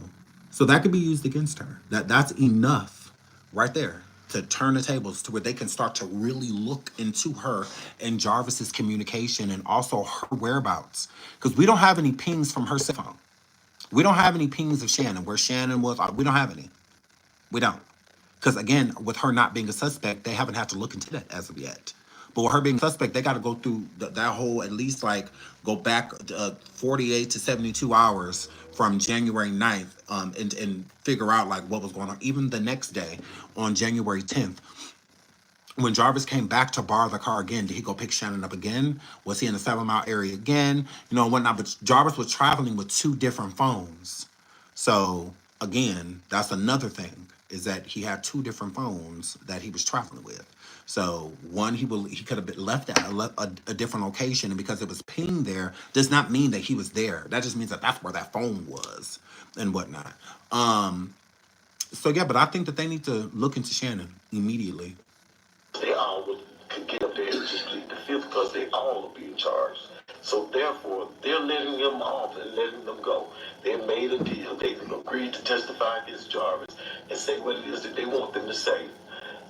With in turn, keeps them from being prosecuted and charged with anything. But trust me, they know exactly what happened. They know exactly what happened to her. But they want to get Jarvis and get Jarvis off the street. They feel like he's the problem. He's the ringleader. But they Craziness. Thank you so much, Tina, for the super sticker. She says, I think Shan and Jarvis Tuda was messing around. I think Shan told Jarvis Tuda was messing around. I think so too. I think she did, because she alluded that about her to everybody so that she could put into people's minds that if you do find out she's pregnant, it's not by Jarvis because she's a slut. You know, I really think that that's why she was doing that, so that she could protect Jarvis, so that Jarvis would not go back to prison. In the text, she kept saying, shout out to Tina, she said, in the text, she kept saying she wasn't with anyone else. And the reason why she was saying that is because I think Jarvis wanted her to be. Because if she had been with somebody, I don't think Jarvis was asking her those questions out of control, or assuming those things on her out of control. I think that he wanted her to say that she had slept with somebody else or had been with somebody else, so then that it could be a high probability that that she wasn't pregnant by him. But that still would have been stupid, because all it would take is a DNA test to determine that. So that's what I'm saying, Shannon, you're an idiot. It's for trying to make it seem like she was being, but that if she was pregnant in your mind, that she was pregnant by somebody else, because a DNA test would exclude anybody besides Jarvis. I believe he started sleeping with her at least at the age of 11. So he clearly took her virtue, stole her virtue from her. So Shannon, was she a thought at 10? Was she a thought at 9? Was she a thought at 8? Would you call that 4-year-old a thought that he gave the STD to, Shannon? Was she sleeping with somebody else? Shannon, was the 4-year-old he gave the STD to, was she a hoe? I'm confused. Yeah, very weird. Very weird. So if a 4-year-old isn't, why would an 11-year-old? Why would a 13-year-old? Yeah, see, that's why they call it grooming. Because if NaZiyah was hypersexual, she would have been sleeping with boys at school, not Jarvis. Yeah, you don't have to be SA'd to be hypersexual. You don't. Some people just are. Some people find out about sex and it's all they Adidas. Adidas. Okay, so yeah, you don't have to be, and SA'd to be a hypersexual person. Like, not at all. It can be a side effect of being SA'd to where you become hypersexual. But it doesn't mean that. So why would you even refer to NaZiyah as promiscuous or slutty or anything like that, or sleeps around, one of those girls that get around, when you know that not to be true? You know she's not like that. Because y'all would be able to name someone. Shannon, if NaZiyah was pregnant by somebody else, why haven't you named anyone? Why, when NaZiyah was missing, y'all didn't say she was at a boyfriend's house or she snuck away to her boyfriend? Like, why didn't y'all say that? Ain't she a thought? Isn't she sleeping with somebody else? So why not say that to the police? Y'all told police y'all had no idea where she was. She never got off the bus. Yeah. Y'all told the police that y'all patrolled the neighborhood. Y'all didn't say that y'all went to a specific boy's house that she would have been with, especially pregnant by. She was with that person, Jarvis, grown man. She was with the only person she could be pregnant by. That's why they was together. Yeah, hello. So you got your nerve. You got your nerve. You ain't your mammy. Y'all swear. I go, okay. That make a whole lot of sense. But I have to get out of here. Thank y'all so much for the super stickers and the super chats. Thank y'all so much for hitting the likes. Over 700 and something, 763 likes. Thank y'all so much. I really love you guys. We will be back tomorrow. I have to go get my kids from school. But I love y'all. I was about to talk over going to get them because y'all know we could be here all day because this story is just real. As usual, justice for NaZiyah. We will not stop fighting for her until she receives it. Thank y'all so much for liking and subscribing. I see that we hit 146K. Shout out to us and Lit. We've been growing like crazy. Thank y'all so much for being here. Welcome all new subscribers. We welcome you. Have fun. Enjoy yourself. If you have any information, always, as usual, send it to SeanDavieWay at Gmail, SeanDavieWayShow@gmail.com. Or you can hit me up on IG. I love you all, okay? And I will see y'all in the next live. And again, justice for NaZiyah and praying for the Harris family, the extended family, not the ones that lived at a net house. I love y'all until the next show. Bye.